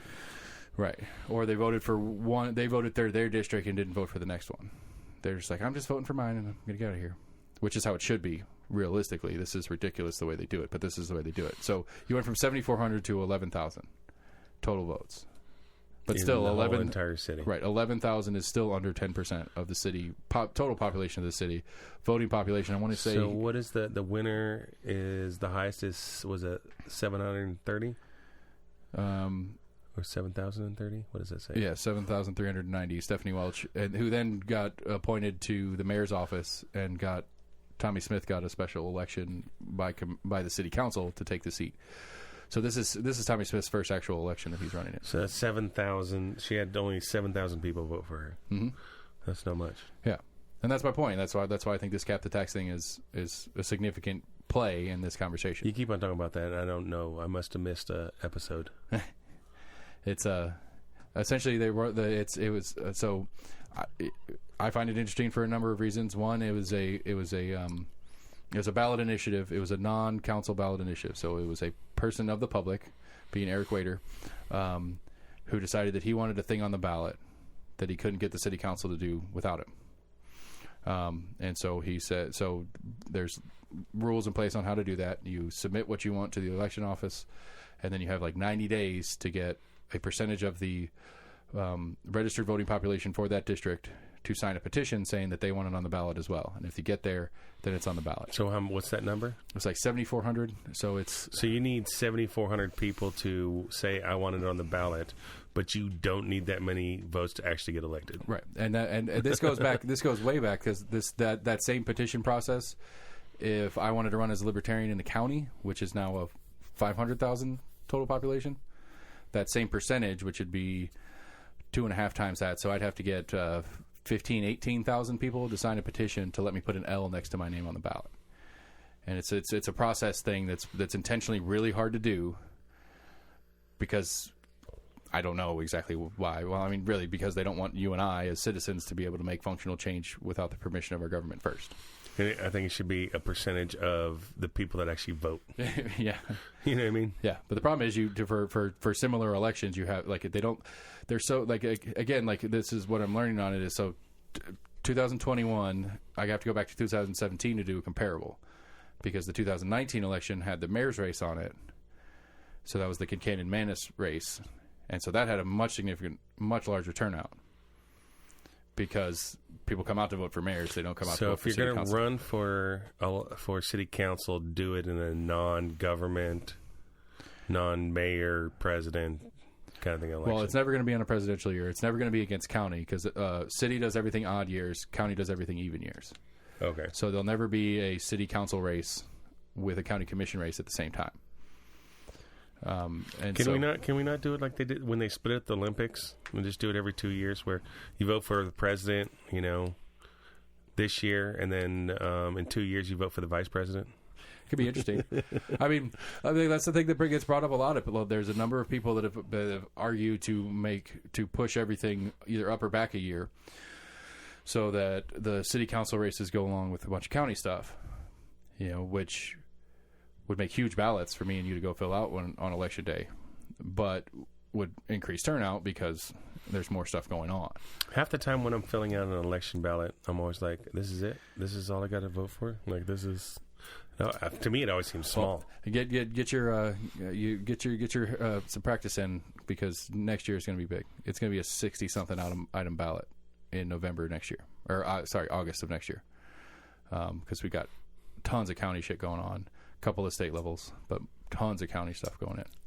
Half the commission, a bunch of court clerks and judges, and the property assessor, those kind of people are all on this next one. Yes, please. But the I won't drink your piss, and I will not take your piss to the bathroom either. okay. This is this fridge situation I need to work on. I need to figure out a new solution here. Whose phone? You want to put a pisser in the fridge? Maybe, but that's you right there. Just make sure. I don't know. What's new with you, Sam Lima? Ain't nothing new. Ain't nothing new. What have you been seeing this week? You always see some good stuff. I mean, we don't have session. We're not in session, so you don't get to watch. I didn't want to go into vaccines, but I did see an interesting thing. It was juxtaposing, I think it was a national article. It was juxtaposing Bill Lee's. I guess there's other states that are doing vaccine initiatives, giving $100 for everybody. But apparently in the state of Tennessee, we give farmers incentives, monetary incentives for vaccinating, not just the COVID, but just vaccines in general to their livestock. Okay. But we're not doing it for people. Right. That was kind of the juxtaposition of that article. It's interesting. I heard about that too. Did you share that? I don't think so. I think I saw that. Maybe just like the headline of that. I didn't read through it or not. I don't know. I think it's interesting that the hesitancy is that strong that $100 cash should make that big of a difference to people. But I don't know. All the school board stuff going on with it, and that last school board meeting was fun. Got a little exciting. Yeah, Mr. Bob got a little pissy. I tried to listen to some of that. What happened? He did get a little perturbed. Basically, there's a big conversation about masks in school and not. And I guess back in April, when school was letting out, when we were wrapping up the school year last year, was when the CDC took the mandate of masks indoors off, and they said, "Hey, we're just going to finish the year, and we're going to go by CDC guidance moving forward. So whatever CDC is saying is how we're going to do it in the schools." And so I guess I'm not 100% sure. Are we fully on the CDC's masking indoors again? No, because CDC says masking indoors. They do say masking indoors? Yeah. Okay, because that's what the big fight was about. It's like, so a couple of the board members were like, "Hey, why aren't we mandating masks in schools?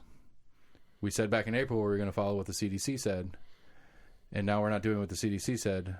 And, it's like, I think this puts into question this board, the integrity of this board, if we say we're going to do something and then we don't do it when we just don't feel like it or whatever. And so Bob got a little bit bent out of shape in response to that. He's like, "I feel like you're trying to tell me that I can't do this, and like, where my authority lies in this? We went through this whole summer, and there's no questions, there's no conversations, and now all of a sudden today, you guys are jumping down my throat about putting masks back on in schools."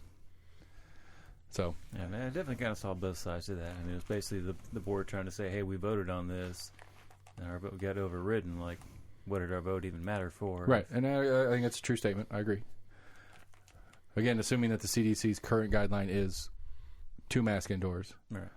Whether, and again, it would be one of those you'd have to go back and look at what the CDC guidance was back in April, and then May, and then current.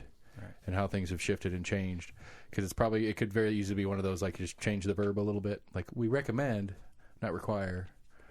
We recommend masks, and so now they're recommending instead of requiring. Right. And so Thomas is taking. It says so. Well, this is for vaccinate. It says CDC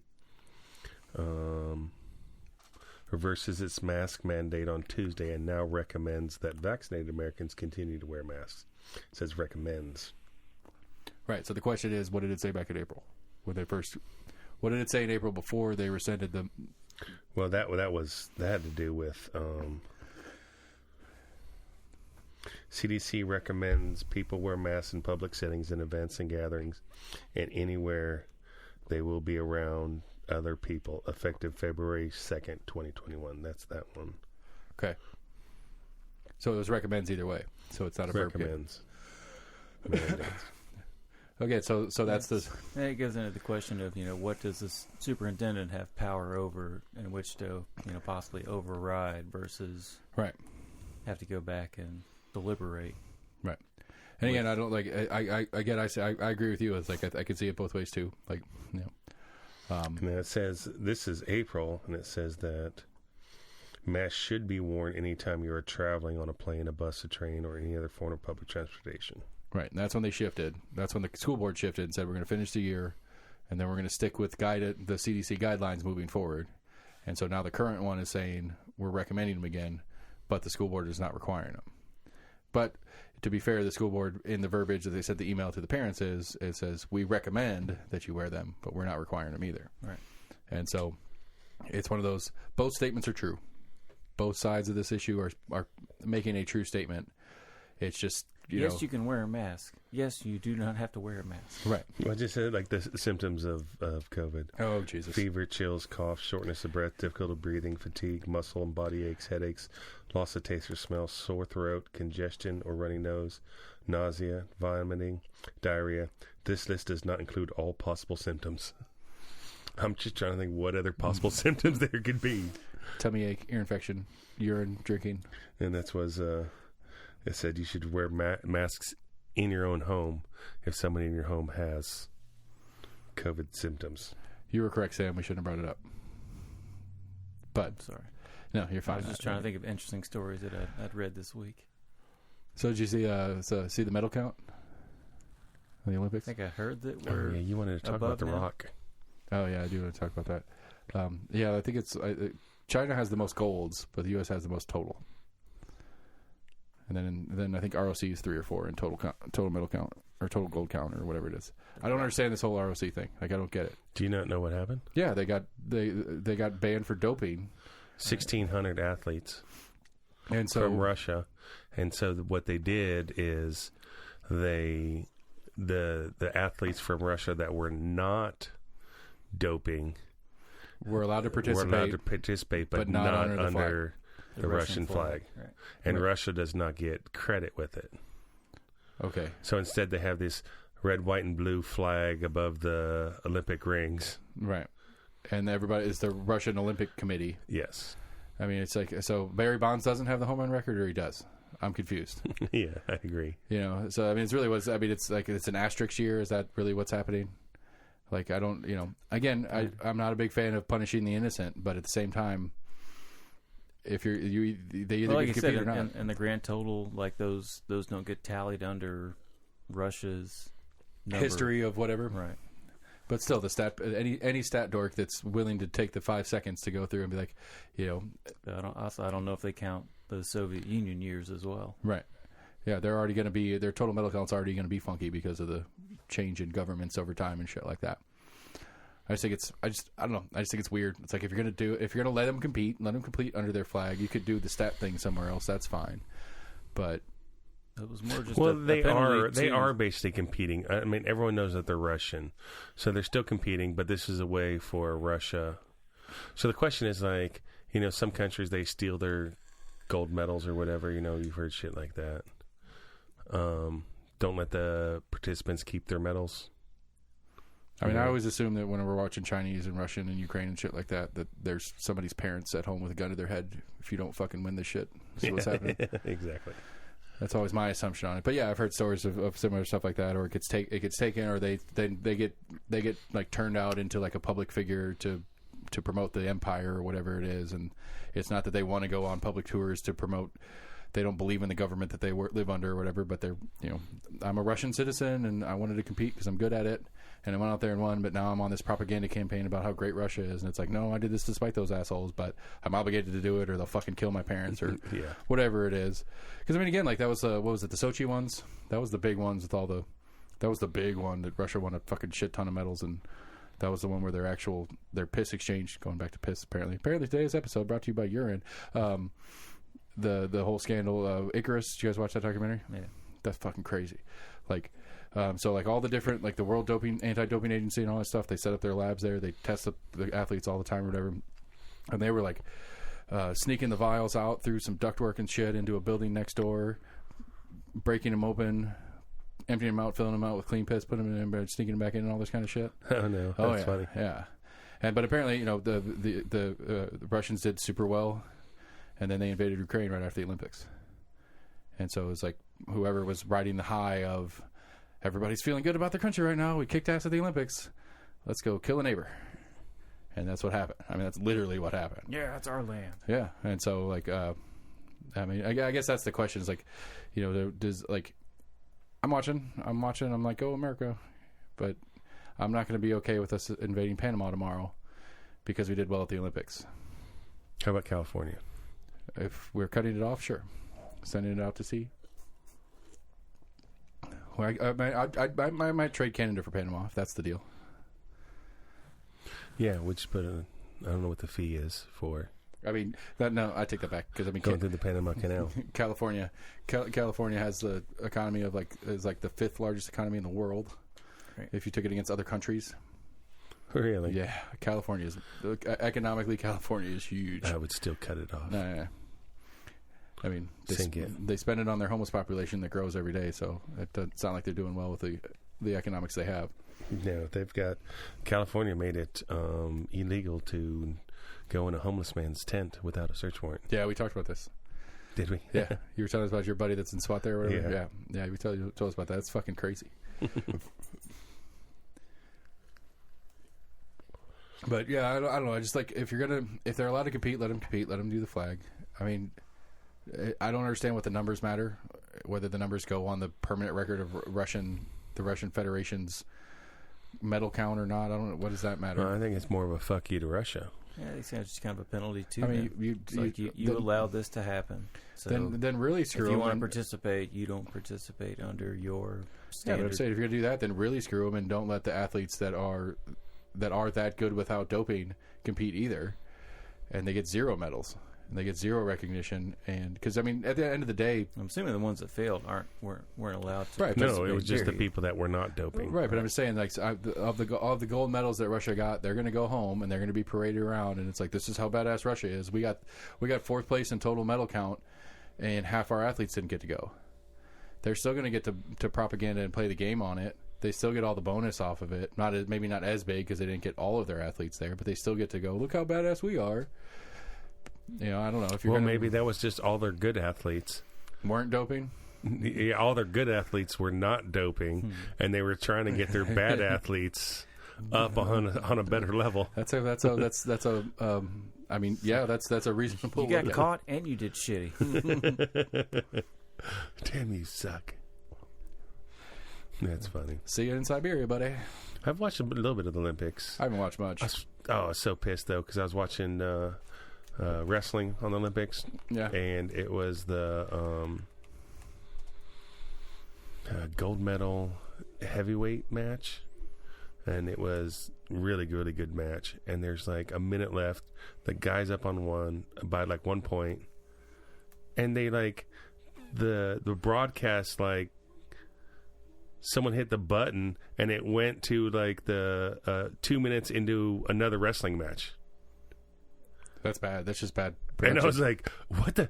And I was like, let's go back to it. Let me watch this. No, they never went back to it. Never said anything. It was like. Nobody cares about this. What the hell happened here? We're just filling time. And it had to be. You're on match point. It had to be like a pre-recorded thing, you know, because it was the same announcers that were talking about the men's match. And then it skipped forward to the female match, and it was the same guys talking. Right. So the matches weren't going on at the same time, so there was not a necessity to switch over because this other match is starting that's more exciting and more high profile. Exactly. So and I was just like, oh, damn. Jackasses. I mean, I get it. Like, I have a hard time watching anything that's pre-recorded sports-wise. Like, I can't record the SEC championship and bury my head. I can't.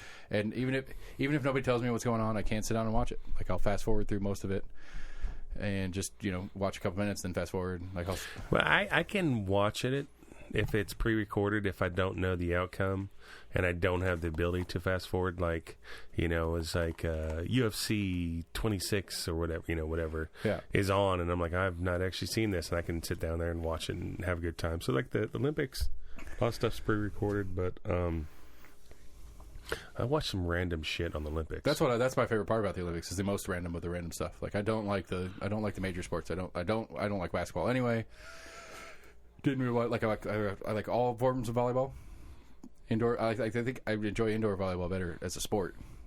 Outdoor volleyball, ladies beach volleyball is fun to watch, but indoor volleyball, male or female, is phenomenal. Like that's a phenomenal sport just to watch played. Ping pong's fun. Well, I was watching badminton. Have you seen any badminton? Yes, Jesus I saw some Christ. badminton. Whack, whack, whack, whack, whack, whack. It's They're crazy. like 2 feet apart. Yeah, and they're just, and it's just like, I mean, they're just they're swinging the next week or whatever, and it just goes. Whoop, rah. No, there was a really good race. It was the 100-meter hurdles, I want to say. I don't know if you saw that. I do like a lot of track events. I haven't seen many. But it was the female, and like it was 2 American girls, and like in the last 2 months, they flip-flopped. Like the one girl, she broke the Olympic record, and she was not, or the world record on the hurdles in Oregon at a track meet, and then the returning gold medal person who won, I guess the prior Olympics, won the gold medal, broke her record again. Yeah. So within like 2 weeks, the world record, and I might be off on my dates or whatever, but it was within a short period of time, broke it. And then they're both racing in the finals for the Olympics. And it was pretty good. And then the girl that was the younger girl, she ended up breaking the world record again, and she got gold medal, and the other girl got the silver medal. And I was like, I like those little stories about the the actual good stories that are about the sport. Yeah, it's good. But sometimes you go on some. My mom's real excited about the Paralympics. She's like, they keep on talking about it.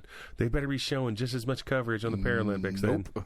And I'm like, nope. I didn't want to disappoint her. I was like, I'm probably not going to be. Like, and not to be insensitive about it, but like the Paralympics, I find interesting. And like, how do you have level competition in some of the different sports? Because like, depending on the ailment, whatever the disability is, like it's like you have like I was watching fencing. There was some wheelchair fencing. And one girl has both arms, and I mean she had her legs, but they were all strapped into the chair or whatever. But I'm assuming she had no function in her legs, but I don't know what lack of function there was. The other girl had one arm, no legs, strapped into a chair or whatever. And it's like that body moves differently.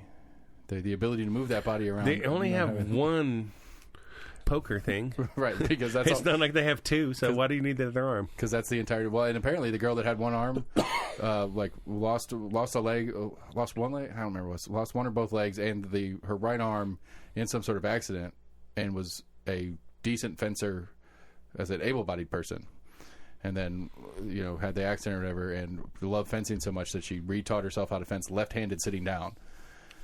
And well, it's not like it's the 100 yards dash, and there's a bunch of people that have like leg amputees, and there's one guy that has his right arm missing.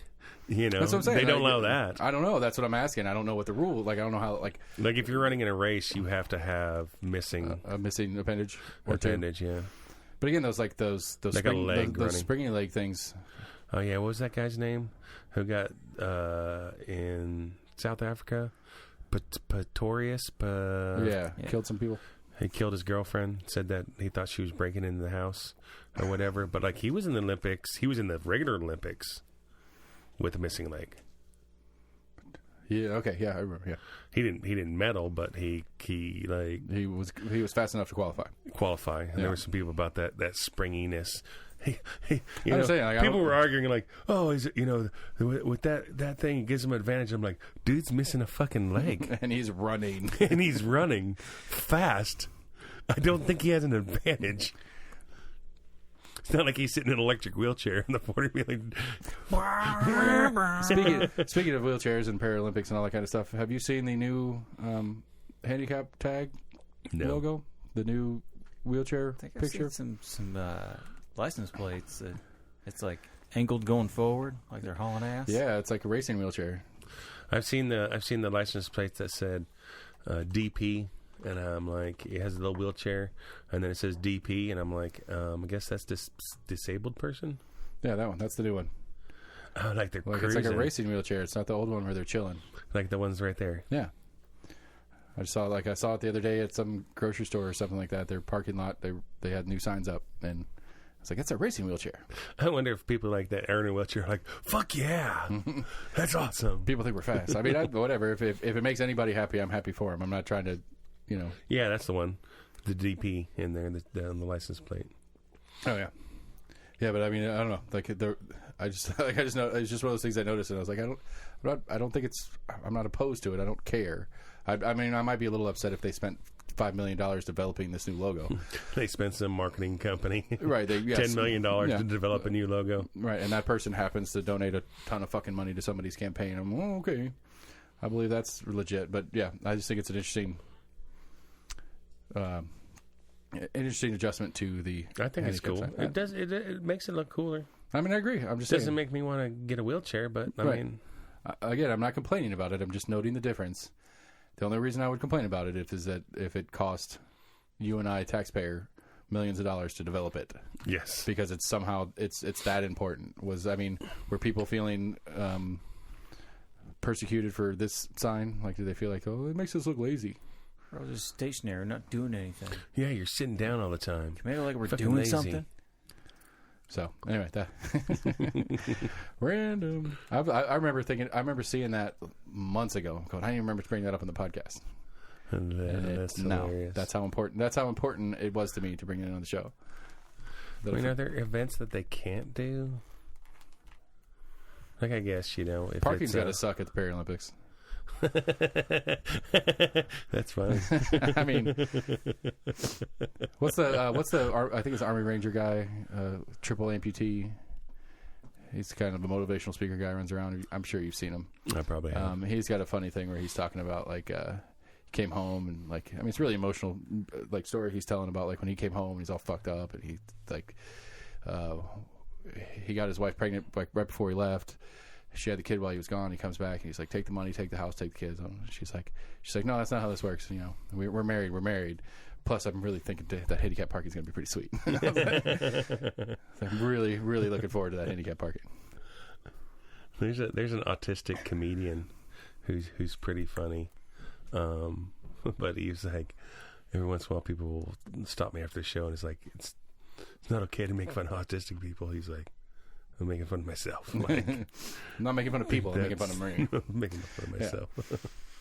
Yeah, I mean, I think that's one of those unfortunate, like, world we're living in thing. Like, somebody went to the show, laughed, and then thought that it was appropriate to tell him that afterwards. Yeah. Like, that's the world we live in now, that somebody thinks that that's the noble and just thing to be like, hey, man, you shouldn't be doing that. It's like, you paid your ticket. You had a good time. Yeah. Why are you going to take that away from anybody else? Well, he said he had one, and he was like, I saw a T-shirt that said, autism is my superpower. He's like, that doesn't make any sense. Like, if I had to pick a superpower, it would not be autism. Of all things. Fly, do all this stuff. No, I'm going to pick autism as my superpower. I mean, it's just we get to pick. I was really excited if Austin was going to come. I was going to introduce him as A-Train from the hit TV series, The Boys. Yeah, he wants to come when I can't wait for that to come back. Elizabeth Murphy comes. I'm curious why.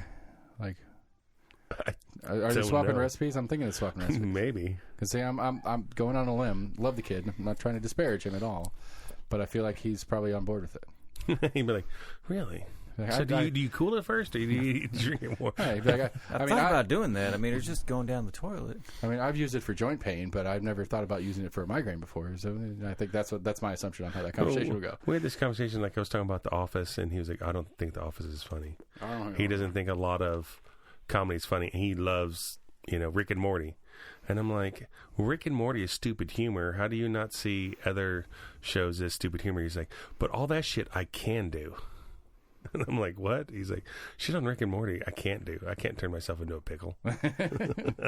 I've not watched a single episode. I've seen clips and stuff of Rick and Morty. I've never watched it. Well, you should come by the shop on Tuesday night because it's Rick and Morty night. Is it now? We have a comedy now too, I hear. Yeah, some dude came in on Tuesday and was like, hey, I noticed on your site you don't have anything on Thursday. And I said, nope. And he goes, can we do comedy down here? I'll DJ at open mic. People coming in. I was like, what does it cost? He's like, nothing. I just come out. And he's like, we'll see how it goes. And I'm just like, cool. So I was just short. Work. Nice. I like that. I ain't mad at it. I mean, I would like to. I remember we had a Side Splitters here in town. We don't have a comedy club. Yeah. Like, we've got some shows like what's his name? He does the Simplified. No, yeah, but what's the he does the one at Scruffy City Hall. does he? Yeah. And he's like, the only damn, this doesn't need to be discussion for the show, but I mean, it's amateur comedy is amateur comedy. Well, no, that just like there was like 14 people that came for. He only allows 10 people to sign up, but there was 14 people, Right. and they said none of them really drink. Right. So they're not making money. They're not making business for us, right? Yeah, so it's like, well, if they're taking up the whole spot and then comedy night goes good, we're losing a bunch of seating for people that would be buying stuff, right? Anyways, then we make them. We sell tickets then, I guess. Yeah. I don't know. You guys need to stand out. You guys need to stand outside until it's your turn. I mean, I don't know. I wouldn't mind seeing it. Like, why am I blanking on his name? What is his name? Jim Gaffigan. He's coming to town. Tom Segura's coming to town. Trailer Park Boys are coming to town. Trailer Park Boys are coming to town. But like, we don't have. Say that. I hope that they don't publicize that. We don't have a. My wife want to go, and I'm not a big Trailer Park Boys fan. Sam will go with her. He likes them. There you go. Take her. Like, I mean, we don't have a comedy club of any sort, any functional, like, you know, that you like. If we get a comedy show in Knoxville, it is a Gaffigan, a Segura, like a big name that people know that goes to Civic or Tennessee Theater or something like that. But we don't have a place where we had Side Splitters out there for a minute. Yeah, I don't know what happened on that. Yeah. How many times did you go to Side Splitters? 0. Probably why. Yeah. And I mean, I wouldn't go to one if you had one now. Not that I wouldn't have a desire to, but it's just not, it's just not part of my scene. It's one of those things you're like, oh, that'd be awesome. Yeah. Like, I'm thinking about doing putt-putt. I want to make a putt-putt place. It's like when a restaurant shuts down in town that's been around for. They're like, oh, I love that place. I can't believe it shut down. When was the last time you were there? It's been a couple years. 4 years ago. Yeah, I don't know. It's a tough one.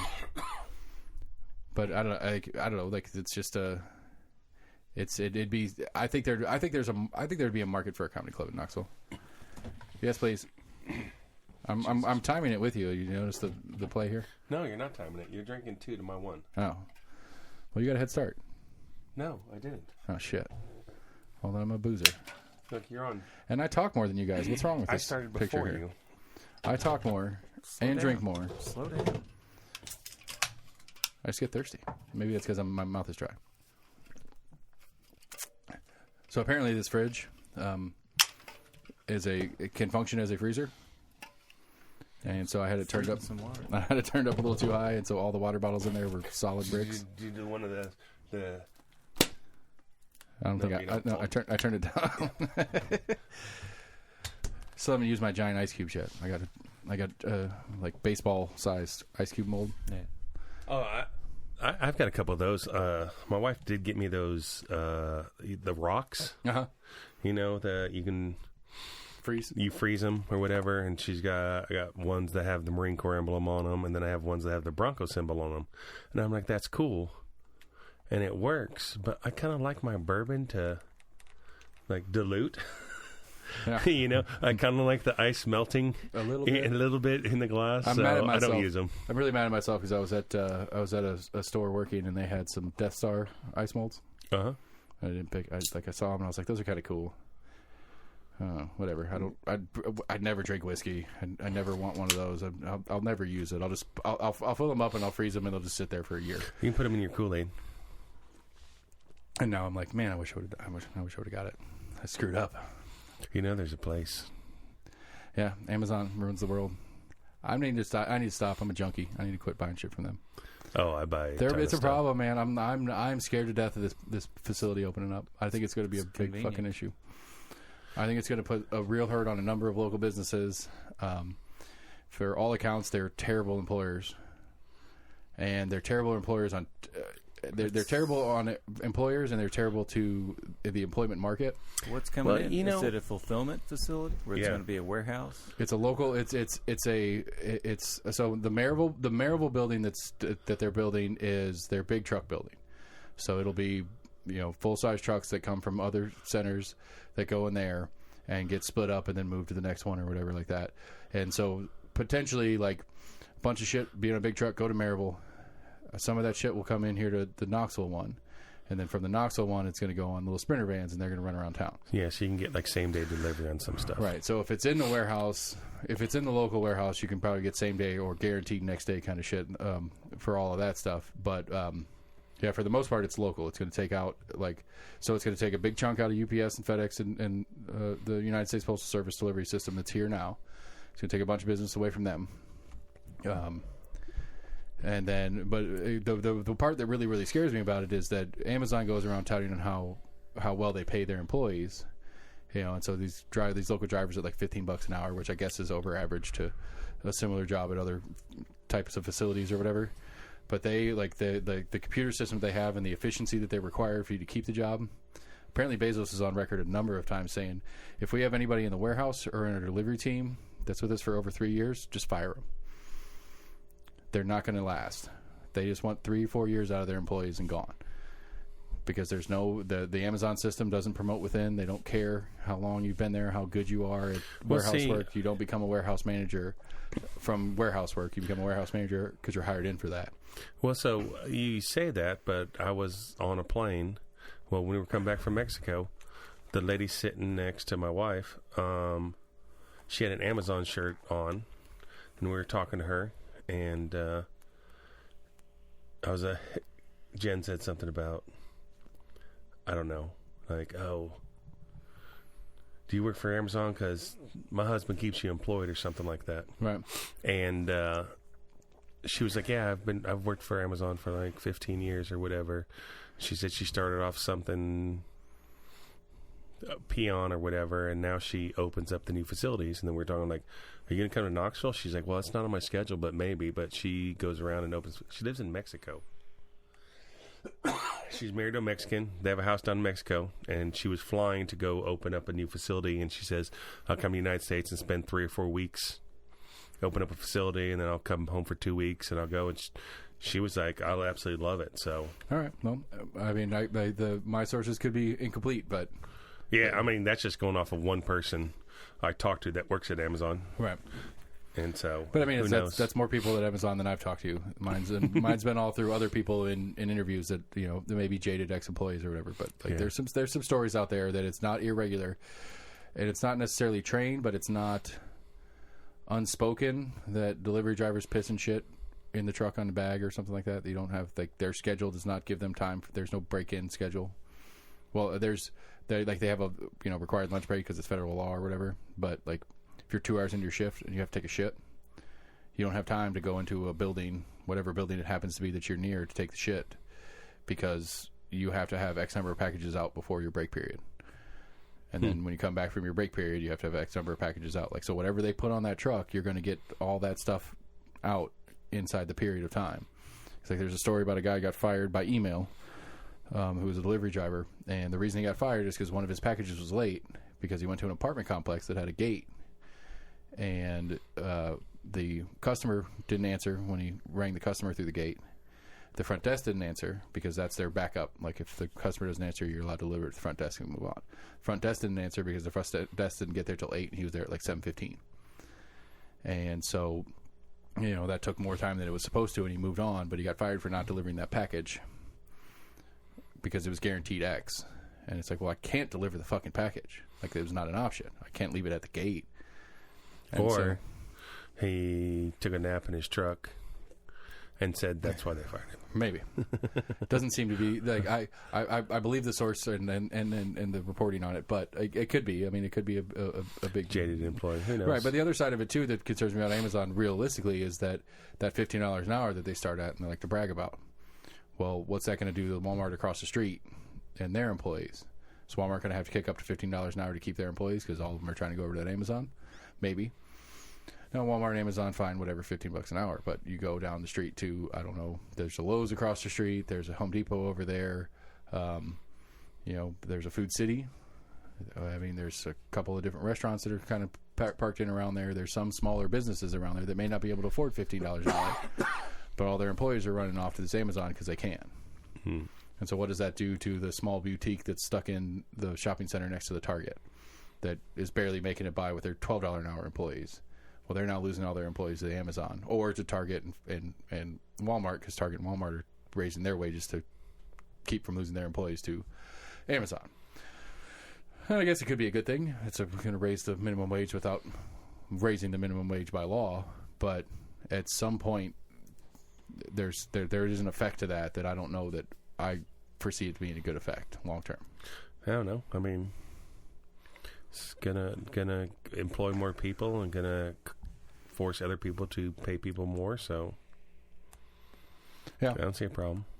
I don't know. We'll see. I mean, this is one I hope to be put more wrong. money back into the economy.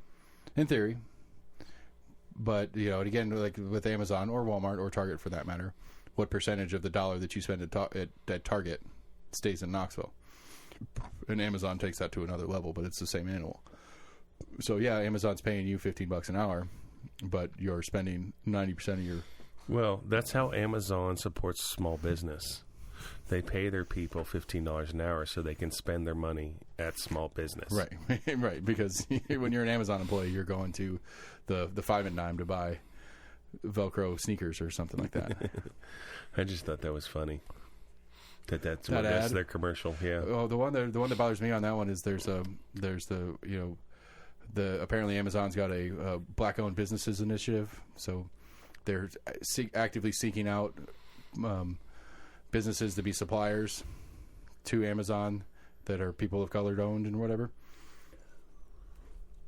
And it's like, Amazon has a track record of like their computer will tell them, hey, this item over here that this random person has put on our platform is kicking ass, taking names, they're selling the shit out of it.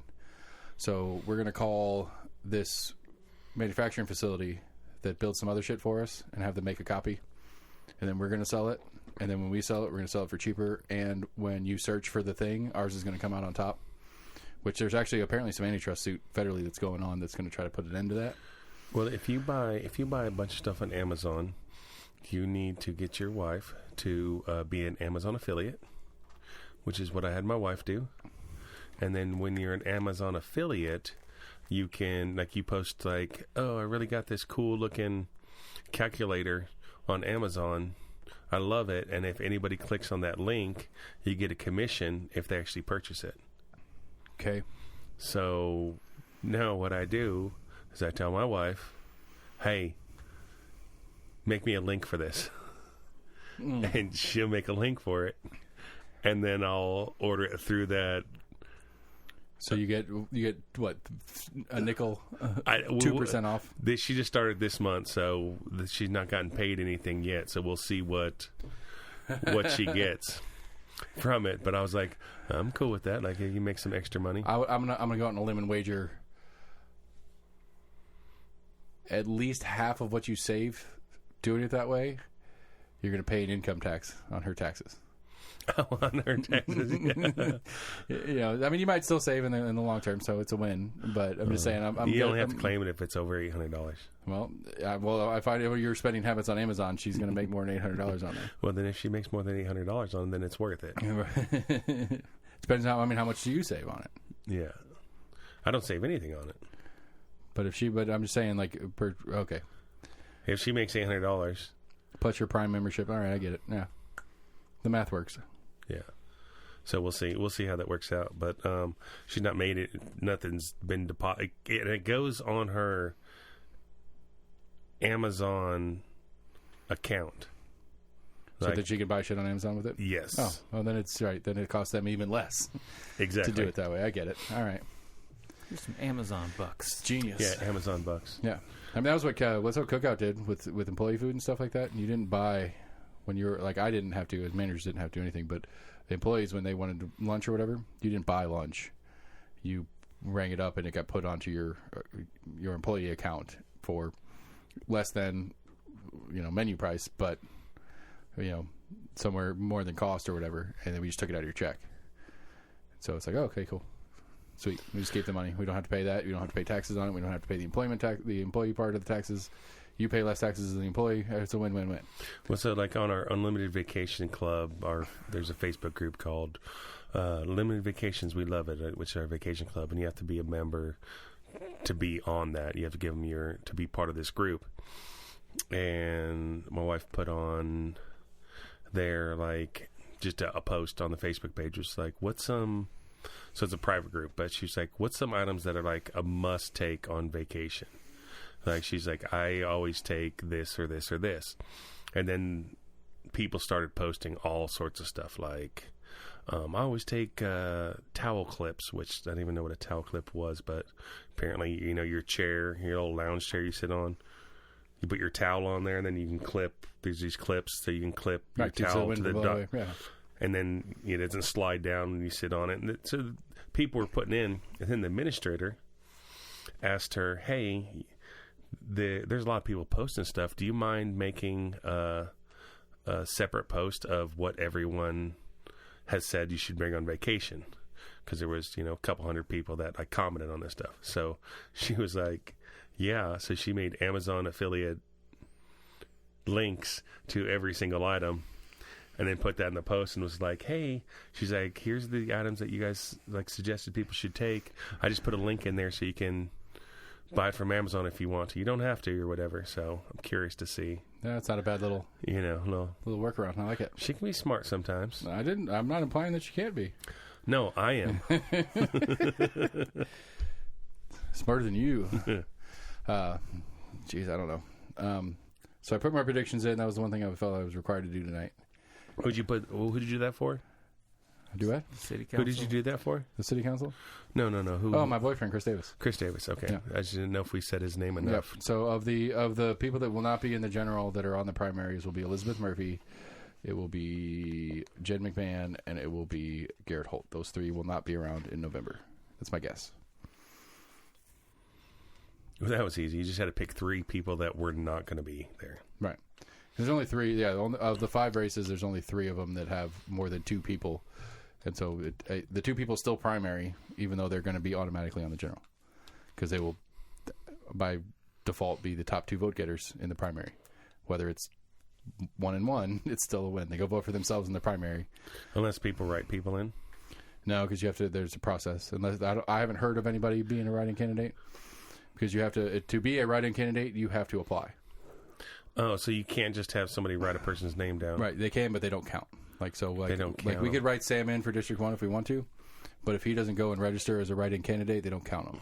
Oh, okay. Because the joke being, we could all just decide that we're going to vote for Peyton Manning, and it's a city race, so only 300 people have to do it to get it through the primary. So we wouldn't vote for Peyton? Would Peyton Manning have to agree to be a write-in candidate? Yes. He has to register, right. We couldn't just register for him? Right. Correct. He has to go through, and he has to go through there's the proof of eligibility. He has to be a resident of the district, all those kind of things. He has to put all that. Oh, okay. Damn it. Well, I mean, so I'm going to say we start just writing in like all sorts of, random people. Right. Well, I joked I was going to go down and to the primary and file a complaint on the bona fide of people in the primary, but it doesn't count because it's a non-partisan. Which, so that was one of my jokes, but because it's a partisan one. If it was a partisan one, I could go down there and I could stand behind you, and if you pull a Democratic primary, I'd be like, he's not a Democrat, and then they have to go through the process of checking it. Oh. Which again, that's that. All right, we'll close with this because this is one of the more fascinating things. So the Jim Clinares thing we talked about last week, right? He collected the corporate donation can only be $1,000 a year, and one of his a corporate donor to him donated $1,600. He gave the $600 back, so it's down to the $1,000 that's allowed or whatever. The reality in the world of elections, and I find this to be really fucked up. If nobody said anything, it doesn't matter. So we were talking earlier about the students trying to vote, and they have out-of-state IDs or whatever. There's an indigent, something called like an indigent petition or whatever, so you can go in and vote and say, I'm incapable of getting an ID, I'd like to vote. You fill out the form and you go vote. Nobody checks it, whether you're an eligible voter or not, unless somebody asks it to be checked. So essentially, in the grand scheme of things, any sort of election fraud, going back to the 2020 debacle, if nobody asks, it's not fraud. So we could go vote. Right. You and I, who are not city residents, could go vote and make up an excuse why we don't have an ID or why we're not registered there or whatever. We can make up that vote. We can go vote there. And those votes will count unless somebody questions it. If nobody questions it, the Election Commission has no obligation, no authority, no anything to look into who voted, unless somebody asked for it. So, again, I bring up the clearness thing specifically. If nobody filed the complaint, and you have to file that complaint with the DA's office, not the Election Commission. But if nobody filed that complaint, that illegal, air quotes, illegal campaign donation is fine, because the Election Commission is not obligated to check that or say anything about it to anybody. They just take the money, or they don't take the money, but they take the disclosure from the candidate and put it on the public record. So if there's nobody going through the public record and checking it and saying, hey, that's wrong, then it just goes and nobody cares. Let's go vote. It's fucking weird. Let's go vote. And it's just interesting to me that like of all the things that policing, for lack of a better word, is proactive about, they go out and chase down XYZ. Elections, they don't unless somebody asks them to. I think it's strange. I don't know, maybe I take it back. I think it's a good thing, because it's running on the assumption that most people are acting in good faith. No, I take it back. No, they're not acting in good faith. No. They're trying to get away with some shit and get caught. Or they don't know any better, because that corporate donation thing's weird. You and I can donate $1,600 in an election. So did they give the $600 back to the company, and then the company that donated, the guy was like, hey, I'm doing a personal donation for $600? Maybe. I mean, I'm assuming my assumption would be, and somebody could look this up, it's public record. My assumption would be that the owner of the business, Max, gave, and then gave on top of with his business donation. So he gave $1,600 for him and then $1,600 for his business, thinking that it was the same. Right. Thinking that I'm allowed to give $1,600 as an individual. My business is allowed to give $1,600 as a individual. And it's like, well, no, your business is only allowed to do $1,000 because it's a corporation. Or he could give the $1,600 if he registered as a PAC separately, which is a whole separate thing. Jesus. But he could still do it. Like, his business could still do it and fund the $1,600. There's just some paperwork that goes along with that. There's no paperwork with the $1,000 donation. There's only paperwork with the $1,600 donation as a business. Trying to make it complicated. The moral of the story is nobody cares if nobody cares. So we can donate $100,000 to a candidate, which is totally illegal donation. But if nobody questions it, it goes just fine. That freaks me out. Like it's kind of neat, but whatever. Anyway, almost in agreement, people. We did it. Who that? Who are we? We're almost in agreement. And you can email us at almostinagreement.com. Or you can see us on Facebook, Twitter, or YouTube. Have we actually ever got any emails from anybody? Yeah, I've gotten people that have emailed some corrections, some thoughts. One of them's name was Ted. But anyway, yes, we have. And I've gotten people hit us up on Facebook with questions and corrections or suggestions for guests and stuff like that. And we appreciate every single one of you, and we wish you to continue on Facebook, Twitter, or YouTube, or that email address I just gave, almostinagreement.com. You can get our email from there as well, or you can find all the episodes that we have available, as well as any of your favorite podcast providers. And while you're there, please like, share, subscribe, friend, retweet, whatever the thing is that helps people hear more about what we're doing. City Elections 21, almostinagreement.com/City Elections 21. That's my cheat sheet for the city elections. Go there to get a little bit more information on what's going on there. We're almost in agreement, and have a good night, everybody. Perfect.